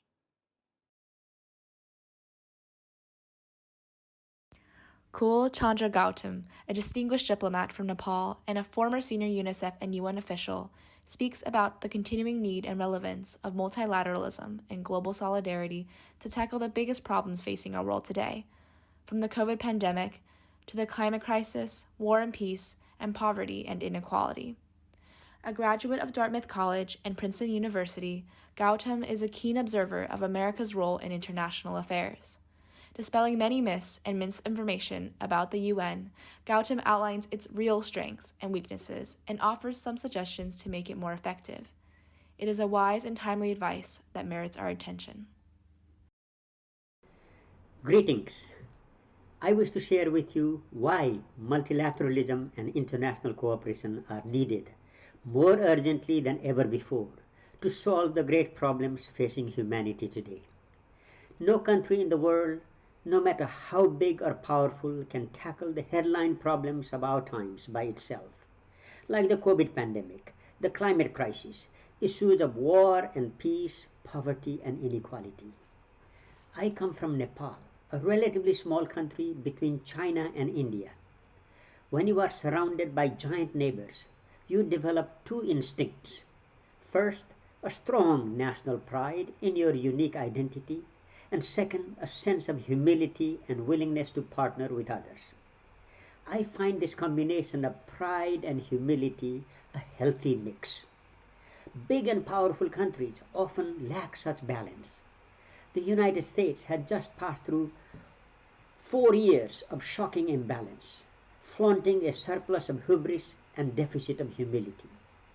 Americans are divided on the reasons for the colossal mishandling of the COVID pandemic that has killed more Americans than the wars in Vietnam, Korea, Afghanistan, and Iraq combined. But the rest of the world attributes it to America's refusal to follow science and proven best practices. This is the first global crisis in the past century when the US has failed to exercise global leadership. International friends of America see the need for it to make a radical course correction to reassert its global leadership as a champion of multilateralism with humility and generosity. Many of the world's worst problems respect no borders. Pandemics, global warming, terrorism, cybercrime, and fake news don't need passports or visas to travel. You cannot build a wall to prevent their entry or exit. That's why we need the United Nations. The UN is part of a system of global governance, guided by international laws and treaties that are beneficial to all countries. It provides a forum to seek win-win solutions for the collective interest of all peoples. The United Nations just turned 75 years. To make it more fit for today's challenges, it definitely needs to be reformed. I was fortunate to work with the UN and one of its most effective agencies, UNICEF, for over 3 decades. Based on my direct experience, I am quite aware of its strengths and its weaknesses. But you might be surprised that the UN's real weaknesses are not the ones that most Americans are led to believe. Many Americans think that the UN is anti-American, dominated by China and third world countries. Not true, really. A few weeks ago, former US Ambassador Nikki Haley said that the UN was a place where dictators, murderers, and thieves denounce America and demand that we pay their bills. What she said was not entirely untrue, it was simply half true. The other half of the truth is that the US often votes at the UN precisely with those dictatorial regimes rather than with its democratic European allies. Yes, the US generally champions civil and political rights at the UN, but when it comes to social and economic rights, such as the right to health, education, and housing, the US consistently votes against them. I have witnessed the US enter into unholy alliances with many undemocratic regimes at the UN. It often joins them to oppose women's right to safe motherhood and reproductive health, children's right to clean air and water, and citizens' rights against gun violence. Today, the US is the only country in the world that has not ratified the Convention on the Rights of the Child, and one of the few that has not ratified the Convention on Elimination of Discrimination against Women. Yes, the US has been a generous funder of UNICEF, of the UN. In return, the UN has also been very generous to the US, offering it many leadership positions and influential roles. But you cannot buy leadership with money alone. America first is a fine principle, but when the US isolates itself by withdrawing from the Paris Climate Accord, the nuclear agreement with Iran, and the World Health Organization, that makes it America alone as a pariah, not a leader. With 193 members, the UN is a complex organization. It is neither pro-American nor anti-American. But if America plays by the rules and leads by example, the UN can be its best ally. The UN Charter speaks about we, the peoples of the United Nations, determined to save succeeding generations from the scourge of war, to reaffirm faith in fundamental human rights, in the equal rights of men and women, and of nations large and small. But we know that the UN has not always lived up to those ideals. The main reason why the UN fails is because its member states often pursue narrow national interests when the problems require global solidarity. But when the UN and the nations of the world, particularly big powers like the US, Russia, China, and Europeans, take an enlightened approach of global solidarity, the UN can achieve great success. Let me mention some of its major successes. The UN helped prevent the Cold War between the Soviet bloc and American allies from turning into a hot war. The UN mounted over 200 peacekeeping operations, protected millions of civilians, and contained many local conflicts from becoming regional or global wars. Over 300 treaties were negotiated at the UN, setting international norms to reduce conflict, protect human rights, and promote the health and well-being of people and our planet. The UN helps developing countries reduce poverty, eradicate disease, and promote health and education with notable success. The UN remains second to none in coordinating humanitarian assistance during natural disasters and man-made conflicts. Unfortunately, such good news is rarely reported on the front pages of our media. Yet, the UN, its agencies and leaders have won 14 Nobel Peace Prizes for their good work and achievement. No other organization can claim such honor. Let me now address two frequent criticisms. One, the UN is bureaucratic and ineffective. And two, the UN is too expensive.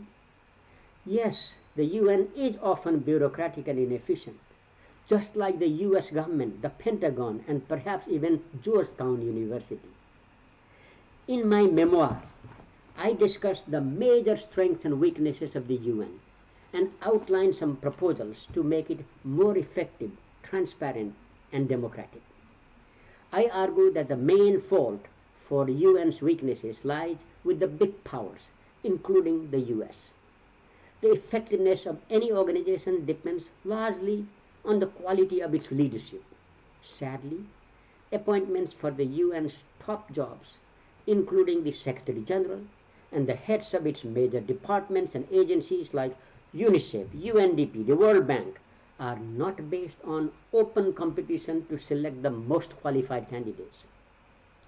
Such posts are mostly reserved for the nationals of certain powerful countries, or are agreed through haggling among different blocs of countries.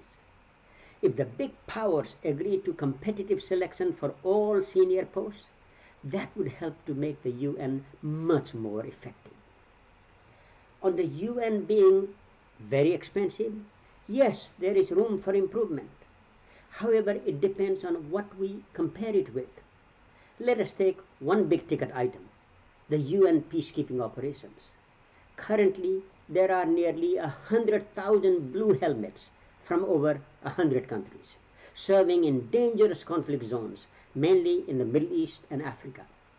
They help enforce ceasefires, demobilize combatants, protect women from sexual violence, and free children forced to serve as child soldiers. The total budget for these peacekeeping missions is just under $7 billion per year.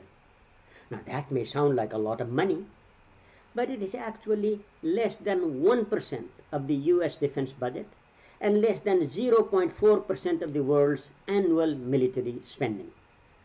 Studies by the US government's Accountability Office show that UN-led peacekeeping missions are more cost-effective and more successful than the US-led operations. For example, the US-led peacekeeping mission in Haiti was 7 times more expensive than the UN-led mission. Another example, the US recently withdrew unilaterally from the World Health Organization. That was condemned by the rest of the world. But historically, the US has provided generous funding and strong leadership for global health programs to eradicate and control deadly diseases like smallpox, polio, AIDS, malaria, and TB. These programs have been highly successful and cost-effective. Today, UNICEF, in partnership with WHO and Gavi, supplies nearly half the world's childhood vaccines, over 2 billion doses annually for nearly 100 countries. They save the lives and protect the health of tens of millions of children. Sadly, the COVID pandemic is threatening to unravel many such gains. But once again, the UN is rising to the occasion.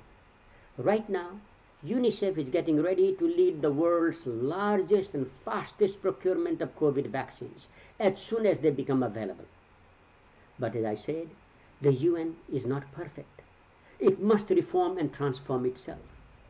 I believe that the biggest reforms the UN needs are in 4 areas. Number 1, democratizing the UN. The UN is supposed to promote democracy in the world, but its strongest organ, the Security Council, is itself very undemocratic, with its 5 permanent members enjoying the veto power. There was good logic for the veto provision when the UN was founded 75 years ago, but that logic is no longer valid. Yet, the composition and powers of the Security Council cannot be changed without the voluntary consent of the same 5 veto powers. We need highly enlightened leadership in those countries and a sustained civil society campaign to bring real democracy to the UN. Number 2, responsibility to protect. Many countries ruled by dictators and authoritarian regimes, like North Korea, Syria, Saudi Arabia, Belarus, and Venezuela, hide behind their sovereignty to oppress their people, even to deprive them of humanitarian relief. When governments are involved in massive violation of their citizens' rights, they should not be allowed to get away with such crimes. World leaders at a UN summit in 2005 agreed that the international community has a responsibility to protect vulnerable people if their own government is unable or unwilling to do so.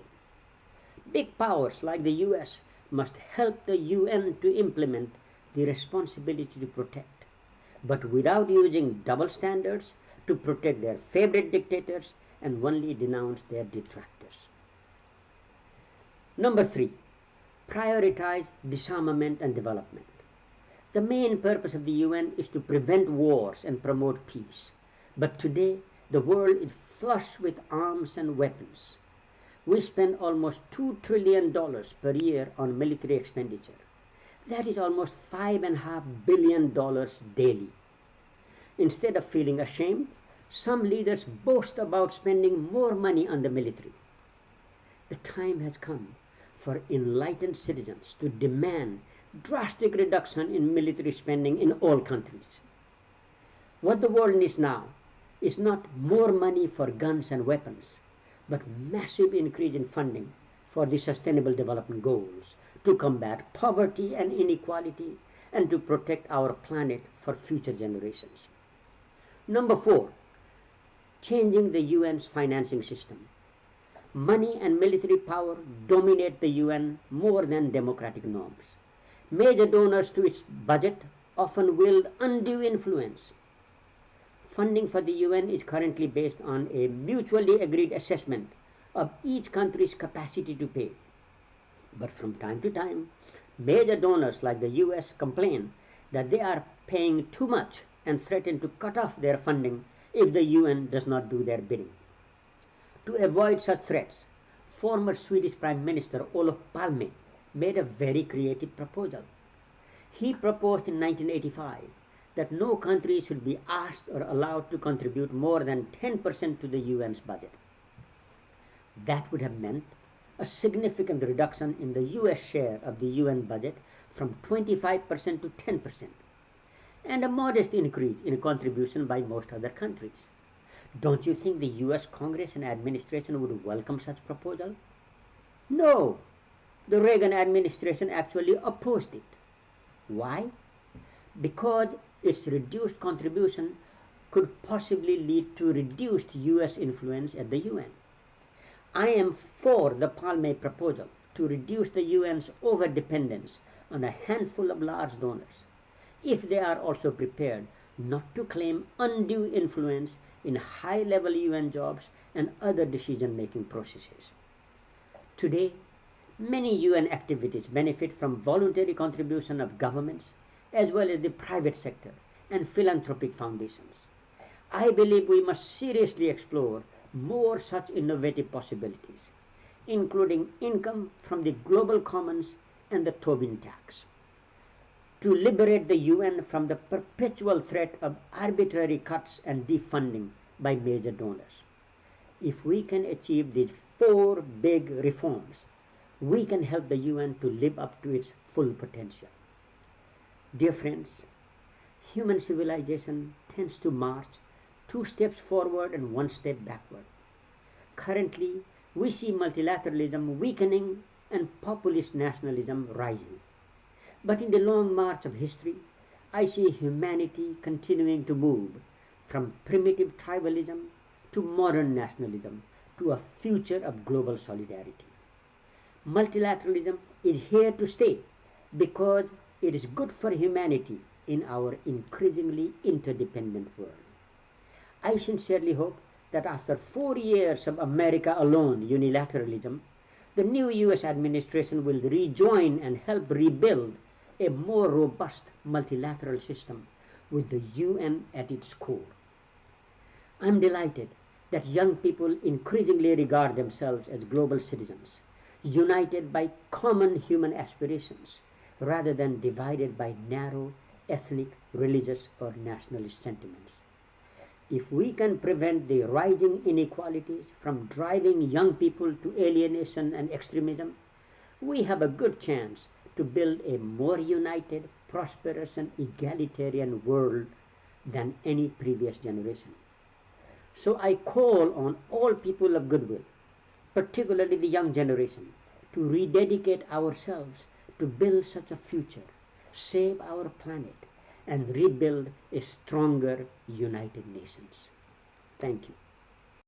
Welcome back for our 3rd session of TEDxGeorgetown, entitled Transcending Currents of Progress. The description for this session reads as follows. Not one single drop is exactly the same. Therefore, innovators and groundbreaking thinkers are imperative to transcend currents of progress. These brilliant minds are the scientists, inventors, executives, and trendsetters in our communities. From pushing the barriers of technology to finding new ways to harness science, they have created and invented in fields few others even dared to approach. They've brought new perspectives that have completely altered what we believe possible today. Their work has unveiled new paths for human progress and shows the immense value of creative and diverse thought. Now sit back, relax, and get excited to hear from 3 truly remarkable speakers. Daniel Hum on tackling food insecurity, Dr. Hendrik Tolman on weather forecast innovation, and lastly, Dr. Stanley Barr on cyber reception. Daniel Hum, chef and owner of the Make It Nice restaurant group, started working at a kitchen at the young age of 14 and has spent over 20 years transforming everyday brasseries into some of the most celebrated restaurants in the entire world. Today, he is a world-renowned chef with 3 Michelin stars and 4 stars from the New York Times. During the COVID-19 pandemic, Daniel and his partners at Rethink Food created a commissary kitchen out of 11 Madison Park to feed first responders, healthcare workers, and those in need, later evolving the program into Rethink Certified, partnering with over 40 restaurants to fight food insecurity across the country. Now, please join me in welcoming Daniel Hum onto the TEDxGeorgetown virtual stage with a talk entitled Rethinking a Solution for Food Insecurity in America. There is a painting here at 11 Madison Park. It's a chalkboard painting that has mostly been wiped clean. The painting was a collaboration with my dear friend, the renowned artist Rita Ackerman. During our renovation, we wanted to create something to symbolize a new beginning. The concept of a chalkboard was perfect. It showed our willingness to erase and redraw, to start anew, to rethink. And there is a lot we need to rethink today, and now more than ever, the way we eat. I've lived in New York for more than a decade. Restaurants are such an important part of the fabric of this city. But right now, with so many of them closed, and with so many more at risk of closing, the loss is profound. Restaurants are the cornerstones of our communities. They celebrate our differences, what makes our cultures distinct. They can transport us across oceans and borders. They can bring us home. In a time of distancing and division, that seems more and more like a miracle. But what restaurants mean, what restaurants do, is evolving too. There's no other choice. So in our own current state of crisis, we need to use this opportunity to wipe the chalkboard clean and rethink the role of a restaurant in our society. By we, I don't just mean a chef like me, I mean all of us. We all have a stake in the answer. But first, we need to reframe the question. It's not just how will restaurants survive, but who do we serve? My own answer to that is evolving too. When you walk down the streets of New York today, you come across long lines, I mean seriously long lines, stretching for blocks and blocks.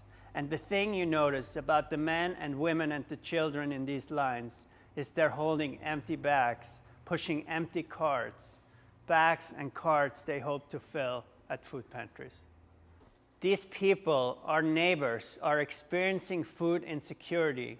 This was a crisis before the pandemic, one that especially affected households of color, adults with disabilities, and families and kids. But the pandemic has made things dramatically worse. In New York, it has pushed tens of thousands of people to food pantries, often for the first time. Today, 1.5 million New Yorkers are unable to afford food. And across the nation, 1 in 6 Americans are expected to face food insecurity this year. That includes almost 17 million children. At the same time, the pandemic has driven my industry to the brink of extinction. COVID-19 threatens up to 85% of restaurants in New York. And as restaurants close, farm suppliers are forced to get rid of tens of millions of pounds of excess foods. For me, the collision of these two crises, people going hungry, restaurants and suppliers sitting idle and dumping food, brought the issue into focus in a way that little else has. But that forced me to take a step back, to do some soul searching, and to rethink my goals. One of our chefs, Matt Joswiak, began to do exactly that. He saw how much excess food we had at the restaurant. He had the idea, and it was a great idea, that he could use the food to create meals and give them to people in need. He started a non-for-profit organization called Rethink Food. Over the next few years, I worked with Matt to recruit other restaurants to join. The idea seemed to be catching on, building momentum. Then, the pandemic. It took only a few days until 11 Madison Park was closed. And it took only a couple of weeks before we had to lay off our entire team. People who had been here for years. Some who had moved here from Asia, South America, Australia, Europe, who had to return home. Our restaurant was a community, but more than that, it was our family. That family was gone and might never come back. And for a while, it seemed that New York wouldn't either. Overnight, the busiest streets in the world just emptied out. Emptied of cars, bikes, people. Suddenly I could hear birds I never heard before. But I also heard the ambulances at every hour of the day. I saw Central Park turned into a field hospital. For weeks, I mourned the tens of thousands of deaths, including my old friend, Floyd Cardoz, whose restaurant Tabla was right next to mine. And across the city, I saw the lines at the food pantries grow and grow. All the while, my restaurant was sitting empty, unused. My staff was out of work. I was talking to farmers who were destroying food, while more and more people were going hungry. Suddenly, I saw that I was in a position to help. I'm certainly no doctor, I'm not a first responder, but as a chef, I know how to mass produce healthy, delicious meals. Chefs have the skill, the space, the connections that soup kitchens don't. So we made a decision to reorient 11 Madison Park, reimagine it for the pandemic. We started doing research, visiting the soup kitchens, the commissaries all over New York, to learn more about cooking and distributing these free meals. And I brought back members of my team to reopen our kitchen. In April, we turned the lights back on. There were only 10 of us, all wearing masks, all a little bit afraid and uncertain, all wondering if we should have just stayed home. But after a few days, the kitchen felt like the safest and most important place we could be. I finally felt I was making a difference. I felt connected to my work in a way that I hadn't in years. I fell in love again with the craft, the same love I thought I would feel when 11 Madison Park was named the best restaurant in the world. And it's not just me. My staff felt the same way. Since then, we produced over 500,000 of meals at 11 Madison Park alone. We've done it efficiently, as restaurants are designed to do. And the food is delicious. People have told us they had the best meal of their lives. That's what they used to say at 11 Madison Park too, but this meant more. I talked about the magic of food, but this was a different kind of magic, one I thought we could scale. I had found a way to help my city. I had found a way to keep my restaurant open. Could this work for other restaurants? Could it provide a lifeline to help people? For the first time, I began to view a restaurant as a community institution. This was a new idea for me, but I realized I was late to the game. Across New York, we found restaurants making an impact, often at great personal risk. We found a church kitchen in Harlem delivering free food to its neighbors. We met the owner of a soul food restaurant in Brooklyn who had become a beacon of hope. We saw employees at a family-owned Mexican restaurant in the Bronx, workers who risked deportation to come to work, who can't be paid because the restaurant has no money, who are out delivering meals anyway. Even in cases where they have very little, they give everything. But running and sustaining a restaurant is hard. Profit margins are thin, and we don't have much of insulation against the crisis. 11 Madison Park, for all of its success, was a case in point. Almost overnight, we couldn't pay rent. We couldn't pay our staff. And if we couldn't, what was the restaurant down the street supposed to do? What we're doing at 11 Madison Park and at restaurants all over the city is a powerful thing. It doesn't just address food insecurity. It helps restaurants save jobs. It's helping our neighborhoods maintain the places that mean so much. And the power of this model is that the infrastructure is already in place. We're using food that otherwise is being wasted. We're distributing meals through networks that already exist. And we're using chefs who understand the food system. So the changes we're making don't have to be just crisis measures. They can be permanent. They should be permanent.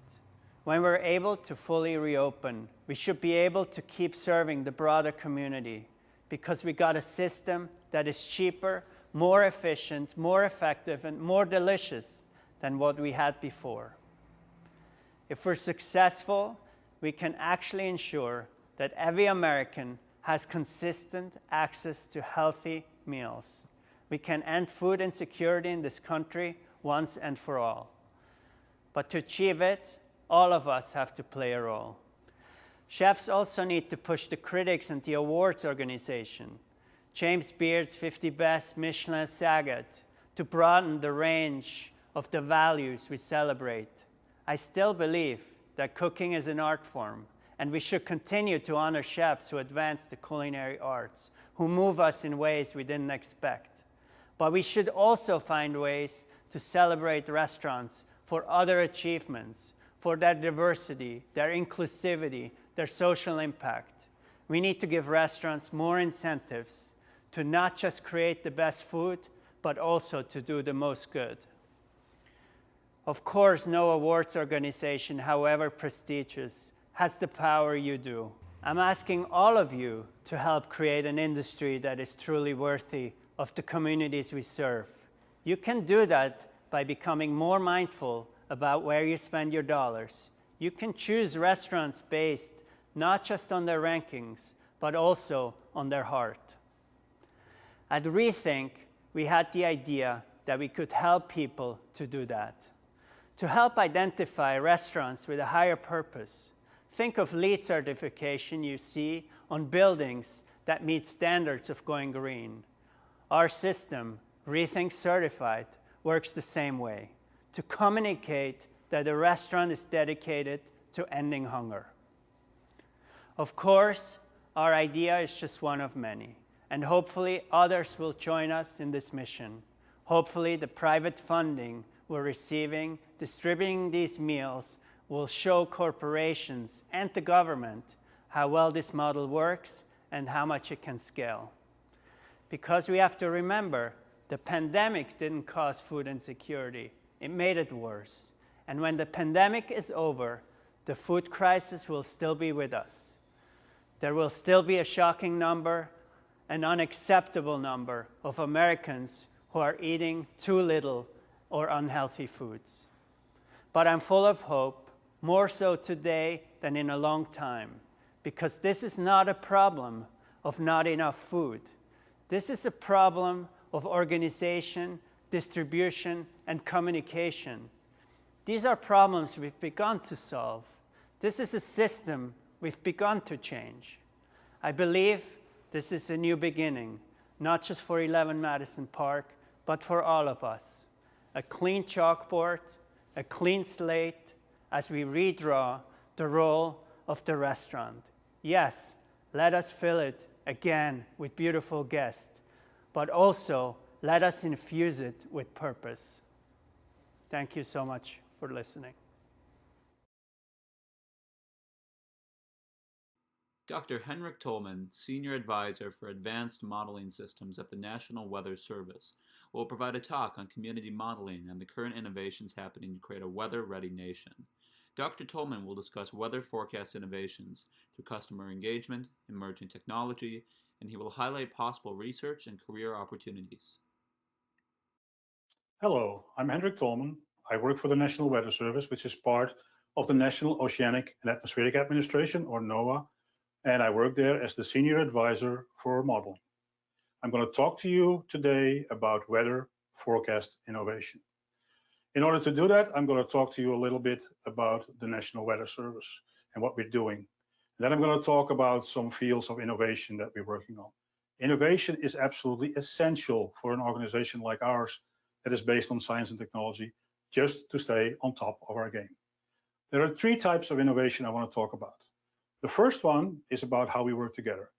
The second one is how we work with the American public, our clients. And the third one is how we use new technology and new science in the field of artificial intelligence and machine learning. So why is this important for you? I'll give you one example of these three fields. About a year or more ago, if you wanted to run our global weather model on your own computer, then you would basically need a team of a few people and a few months, and you might even have to buy our type of supercomputer to be able to do that. We did a lot of software engineering lately, and as of March of 2020, it is now possible for you on your own in one day to install this software on pretty much any computer you want. This allows us now to work much closer with you on modeling than we could do even a year ago. So what does the National Weather Service do? The National Weather Service produces 1.5 million forecasts each day and some 50,000 warnings for severe weather. In order to be able to do that, we gather more than 6 billion observations each day, and we use big supercomputers to make products out of these observations and to run models to create a projection of the weather in the future. With that, we are very much a science-based organization, and we are considered one of the most science-based and objective parts of the US government, of which we are really proud. You probably deal with what we are doing almost every day. You probably have looked in the last few days whether you needed an umbrella or a raincoat, or you have looked at what you're going to do over the weekend based on what the weather is going to do. No matter where you get that information from, whether it's from a television station or from an app, chances are that most of that information actually came originally from the National Weather Service. And it's not just you who are looking at this. We have a big impact on significant parts of the economy. For instance, think about the transportation sector. A ship at sea, a plane in the air, a truck on the road. All of these need our weather forecast to be safe and to be efficient. Now, you may think that that is our main focus of the work we're doing. However, our main mission is that of protecting life and property. And that means that we are more focused even on extreme weather. Let me give you an example of how important that is. Take a look at this graphic. This graphic shows you the 16 events that occurred in the first 9 months of this year, 2020, that all created more than $1 billion in damages. If you look closely at this, you see 3 hurricanes that made landfall in the Atlantic Basin. You see fire events on the West Coast for which we created specific fire weather forecasts. You see a bunch of tornado events, and you see a lot of other severe weather events. This is our main mission focus, to protect life and property with these events. So, making a little bit of a change of pace here, how do we do this? Our forecasters are the ones who make these forecasts and these warnings. The observations we make and the models we run are just some of the tools they use to do that. And we've done a lot of innovation with these tools. We've done a lot of innovation in observations and in modeling, but that has been gone on for at least 20 or 30 years. So I don't want to talk about that.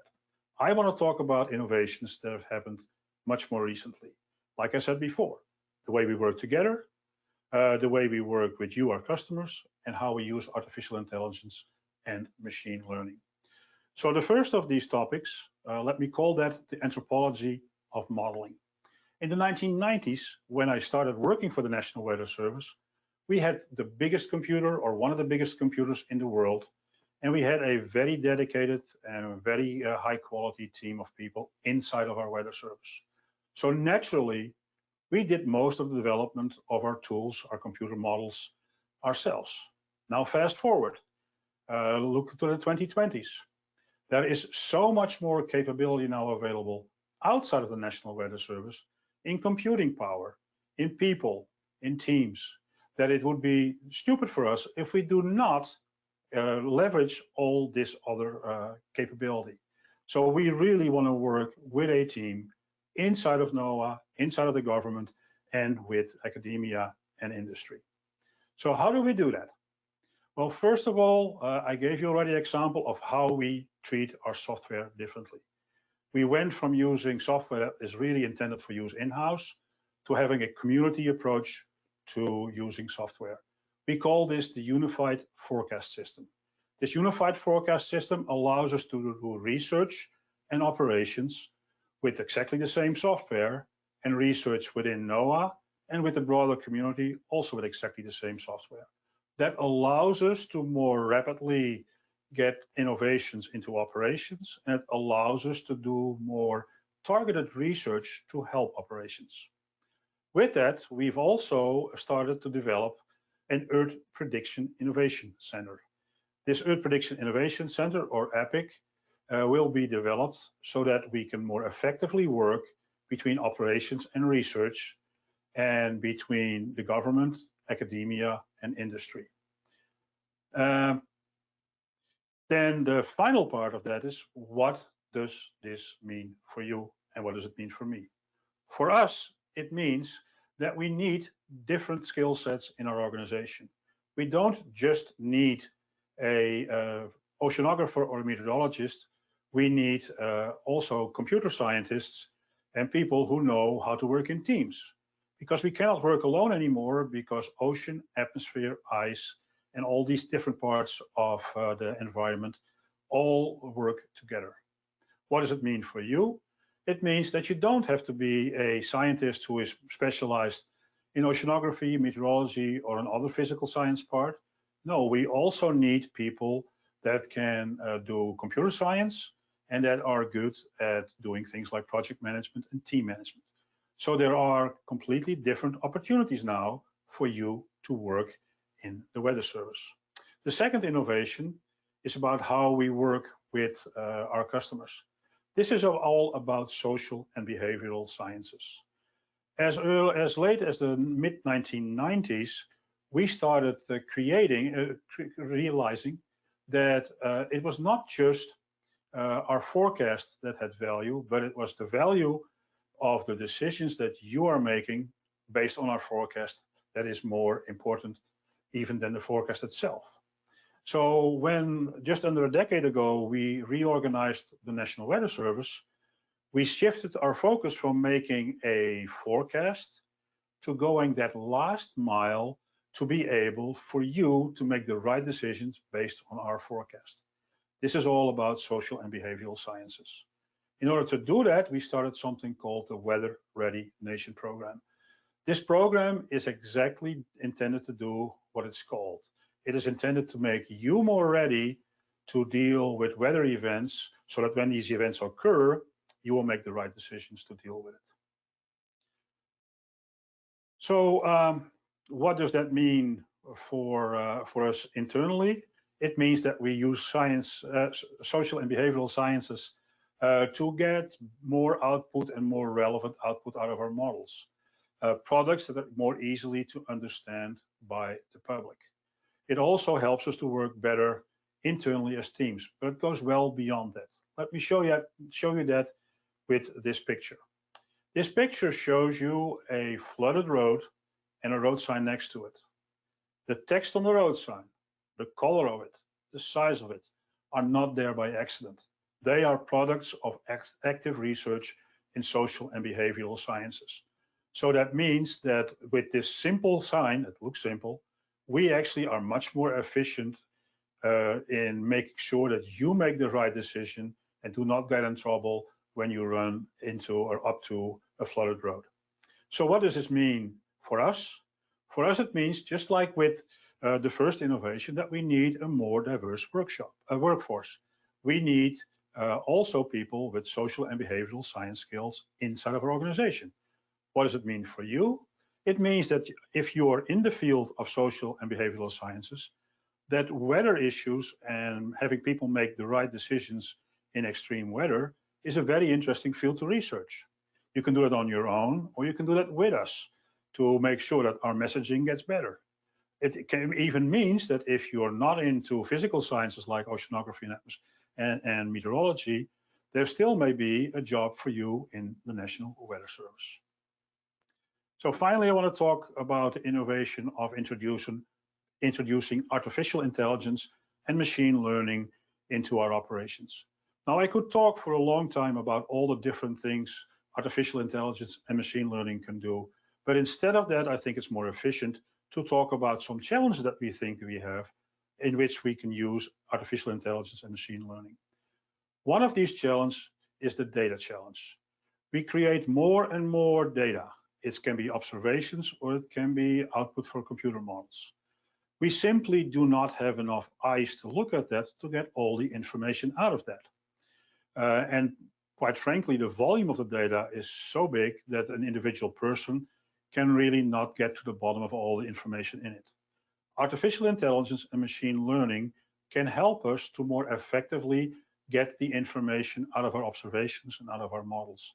And with this more effective assessing of what the information that is in there, we can do better forecasts and we can do better decision support to our customers. Another challenge that we have is the model resolution challenge. When I started working for the Weather Service and for the first 20 or so years of my career, every 2 years the size of a computer would roughly double without us even having to pay more money for a computer. That meant that a lot of the innovations we made in our modeling were based on the fact that we could build bigger and more complex models as time went by without having to pay more for the computer.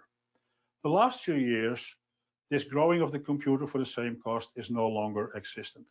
There are many reasons for that, but one interesting reason for that is that we can build bigger computers, but that we have a hard time finding the amount of electricity we need to run and to cool these computers.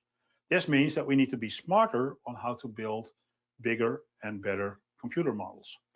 Artificial intelligence can help us to more optimally tune our models and get better results out of them that way. But more importantly, artificial intelligence and machine learning can help us to make cheap emulators for expensive pieces of our models. That way, we can run our models much more efficiently, So we can run our models on smaller computers, or we can still run bigger models on the computers that we have. A final challenge that we see is what we call the physics challenge, which is really closely related to the data challenge. There is so much information in the observations that the human mind cannot get out of there, but machine learning and artificial intelligence may be able to teach us more about how the environment works, help us understand and learn about what is important in the atmosphere and what we need for forecasts. Understanding the atmosphere, the ocean, ice, and other pieces of the environment better will then allow us to make better models that are more accurate without making them necessarily much bigger. So all these three challenges have very clear potential solutions in artificial intelligence and in machine learning. And in some ways, artificial intelligence and machine learning may also be able to become an additional tool for our forecasters, and possibly, some people say, even replace our computer models. Personally, my opinion is that artificial intelligence and machine learning are going to be great tools for our forecasters, but I do not see these new fields replace our modeling for the following reasons. We have an enormous amount of data that we have. Artificial intelligence is really good to go inside the data and figure out what's going on there. So artificial intelligence and machine learning can help us do a day-to-day forecast pretty well. But this enormous data amount that we have, the severe weather and our warnings are on the outside of that data cloud. Artificial intelligence and machine learning is not necessarily that good at getting information on the outside of your data cloud. And for that reason, I believe that artificial intelligence and machine learning are going to be really important for the forecasters, but not replace modeling. So that leads me to the end of the three innovations that I wanted to talk about. And now I want to leave you with some philosophical thoughts and a challenge. We introduced models almost 70 years ago to the forecasters. In the first decades that we had models, our forecasters, a lot of them thought that was just a fad that wouldn't help them too much. Over the last 30 years or so, the improvements in our forecasts have been almost exclusively driven by improvements in observations and in modeling systems. So the initial forecasters that didn't think that there was much value in the modeling were proven wrong. You have heard me say just a few minutes ago that I don't believe that artificial intelligence will be able to replace modeling. Well, I am now one of the people of the established community that grew up with modeling. It is up to you to prove me that I was wrong. Perhaps AI can be much better than I think and much more of an impact for our forecasters. And it's up to you, the next generation, to prove that to me. Thank you for your time. And I appreciate the opportunity I have to talk to you. I wish you a pleasant day. Thank you.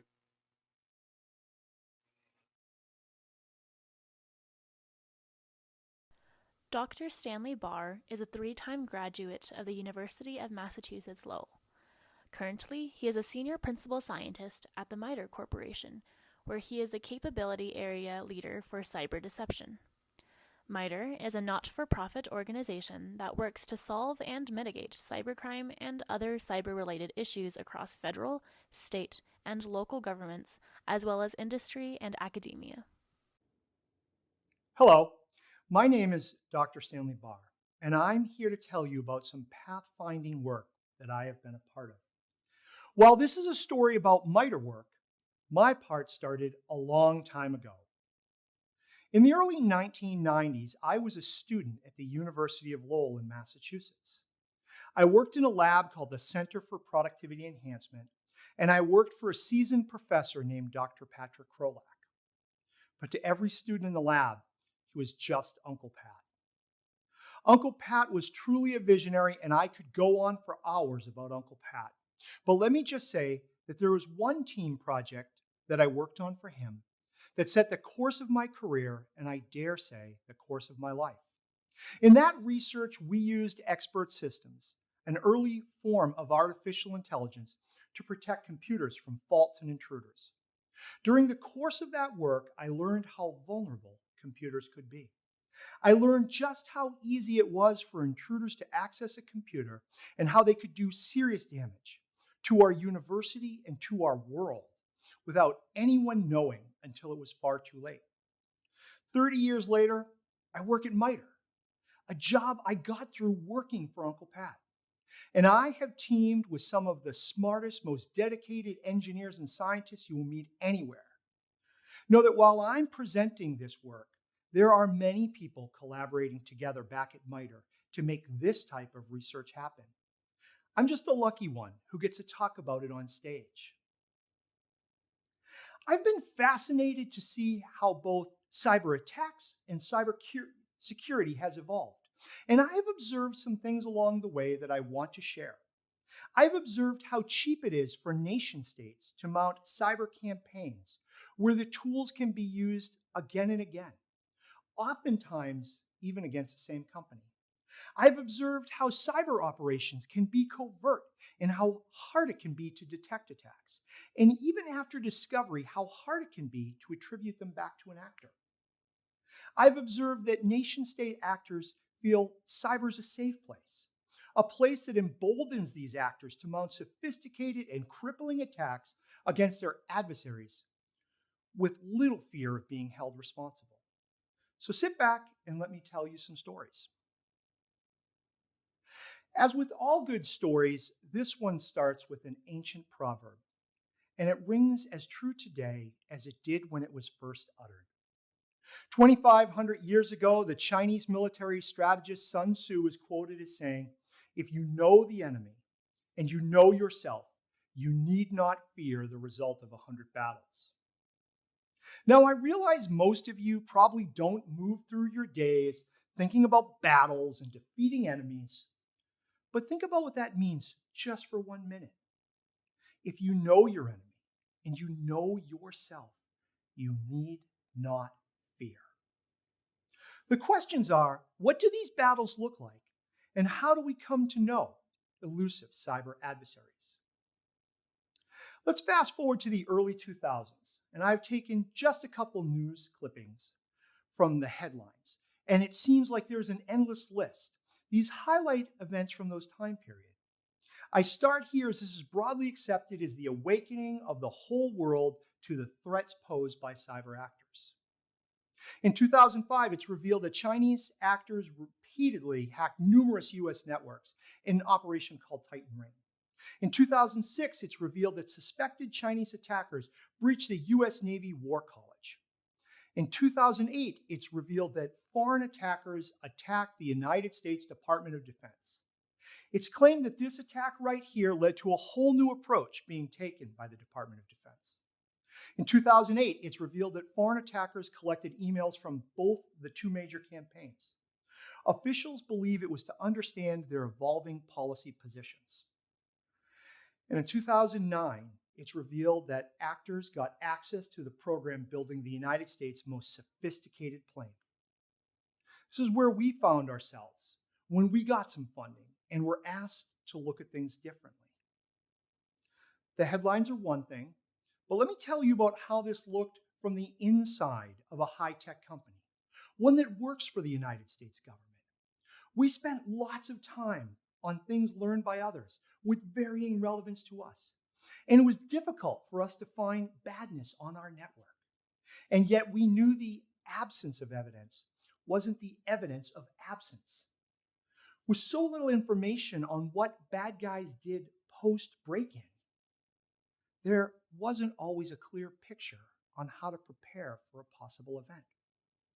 So we put a lot of effort and a lot of thinking into changing the game. We wanted to stop being concerned that we would wind up being one of these headlines. We wanted the ability to use anything we learned from bad guys as a thread to pull on and learn more about them. We wanted the ability to impact and impose cost on their operations in some way, in any way. Before I tell you what we learned, news from the last year tells me things haven't gotten any better, and this knowledge now is applicable to everyone. In 2019, it's revealed that the United States Navy and the partners are under constant cyber siege from hackers. In the spring of 2020, it's revealed that multiple Iranian actors were working together to attack the US and Israel. And just in September, we learned that cybercrime actors hit a US healthcare giant with ransomware. Our national security and now our medical data, our very lives are at stake. Now we find ourselves here. For all of you who don't know the story of this iconic meme, it comes from a movie called The Matrix. In one scene, there comes a moment when the hero is offered a choice. Take the blue pill and remain in blissful ignorance, or take the red pill and have the truth revealed. For us, the blue pill is for us to just go about our business and not worry about cyber. Let this talk wash by. Leave here, go home, and click on everything in every email, no matter how sketchy. Since we're all at a TED event, I'll assume that we are comfortable with learning the truth. So let's pretend like we have taken the red pill. And now, just like in the movie, we go down the rabbit hole and come to terms with our new reality. At first glance, it might seem like I'm suggesting in this new reality that we are left up the creek with no paddle. But bear with me for a moment while I introduce Stan's damn metaphor. In this metaphor, the bad actors and their tools are like drops of water. The dam is our cyber defenses that we all rely on. And our private and sensitive data is like the unseen village lying downstream. The first truth in the new reality we must accept is there is an endless torrent of badness coming our way. Luckily, our defenses will stop most things. The second truth in the new reality we must accept is, like with heavy rains, in our case, massive cyber attacks, some badness will always find its way through. Luckily for us, the bad guys like water will often try the easiest path first. And I'll give you some examples in a moment. And like with the overflowing dam, controlled spill is the best way to release a surge of water. Just have to give the water a course that steers its path away from our village. Now, this might seem a little esoteric right now, so let me tell you about how this very approach was used successfully and recently by a real target in a real high-stakes contest. Our story starts in 2016 when the Hillary Clinton campaign suffered a massive data breach. I honestly believe it caused her campaign a good amount of tumult. In France, the presidential candidate Emmanuel Macron saw what was happening, and election day was fast approaching. He feared he would be targeted in the same way, and his campaign accepted they could not stop some amount of successful hacking. And in fact, they were hacked. Attackers stole the equivalent of about 900,000 pages of printed emails. Almost literally at the 11th hour, the attackers dumped their damaging trove of data. Luckily, Macron and his campaign had taken some proactive steps. They created fake email accounts and filled them with realistic and far-fetched content. They created fake emails among real campaign workers. Some of this data was so absurdly hyperbolic, not even I will repeat the content. They spammed their own users with emails, some claiming to provide usernames and passwords to both fake and real accounts. I'm assuming there was some legitimate sounding ruse like, hey, can you log in, check for anything important? My phone is broken. Here's my username and password. Now, usually username and passwords are the holy grail for getting someone's email. So the attackers use this as their path of least resistance. This channeled the adversaries towards the places the defenders wanted them to go. When the credentials were used and the accounts were accessed, the defenders were able to see exactly what was going on, when it was happening, and how it was being done. When the email dumps dropped, journalists and citizens alike started pawing through. Many instantly recognized the fakes. And of course, the campaign was quick to point out the most absurd ones. Even though only an estimated 20% of the data was fake, it immediately cast doubt on all the remaining stuff that was stolen. These simple steps helped mitigate the attackers' goals of dumping damaging materials and influencing the French election. In that story, you're probably wondering, cool, Stan, but how did they steal the first email? Honestly, I don't know. In my experience, there are two very effective approaches. First, oftentimes users have weak email account passwords. We cannot caution you against this enough. Second, bad guys frequently use something called a spearfish. This is basically an email with a malicious link or attachment. Users click the thing, something bad happens, and the bad guys are off to the races. Let me tell you a little bit about what we do at MITRE when we find something interesting. Suppose we find a suspicious email or file. We put it on a special machine. Then we double click on whatever it is. The thing does its thing, then we watch and we wait and we hope the fun begins. When it works, it closes gaps in our intelligence. We have learned about adversary tools and tactics and procedures. Sometimes we learn what they're after and what better needs to be protected. However, it's not without risks. Let me tell you the story about MITRE's great thumb drive debacle. We found this cool thing, and in a moment of haste, the newest member of the team was told to set everything up. He was told, put the malware on the USB, put the USB in the computer, copy the malware to the desktop, and double-click the malware. What happened next is a story that will never grow old. The adversary was waiting. They instantly started doing stuff, and we were watching. The bad guys took their time, and they did some stuff to see where they were and what this computer was all about. Then they listed the contents of the user's folder, and boy, had we made sure there was some good stuff there. We were so hoping that they would start taking stuff and exfiltrating it. And then they decided to see if there were any USB drives plugged in, and time stopped for us. They had found ours. We had forgotten to take it out. They listed the files, and there it was, plain as day, malware.exe. What happened next was crazy. They spent the next 30 minutes manually typing frantically and doing all sorts of crazy things to try and mask their tracks. Finally, they did something to make sure the computer would not boot again and vanished. After we were finished being stunned, we had never seen a bad guy so angry over being caught. We popped out the drive and threw it in the bin to be reformatted.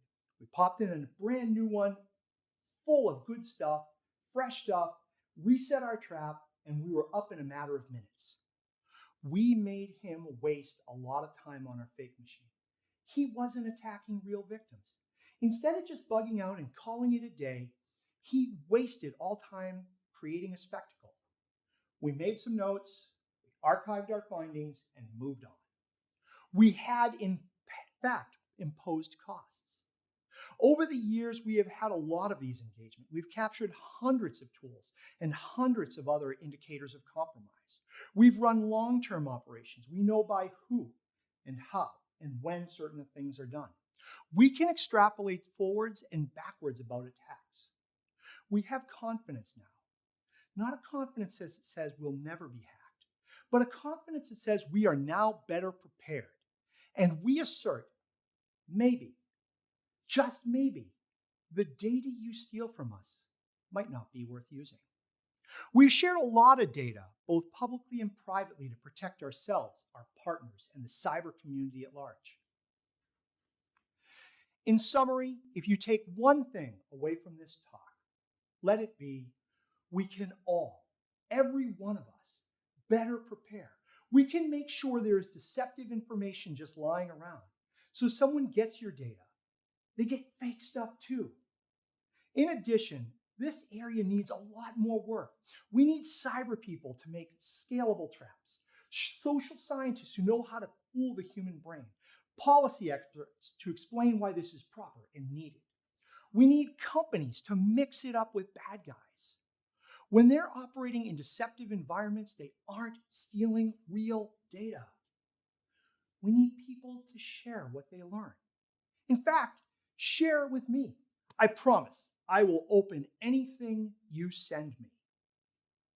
Finally, let's make my Uncle Pat proud and make the bad guys question everything they take. Thank you very much for listening.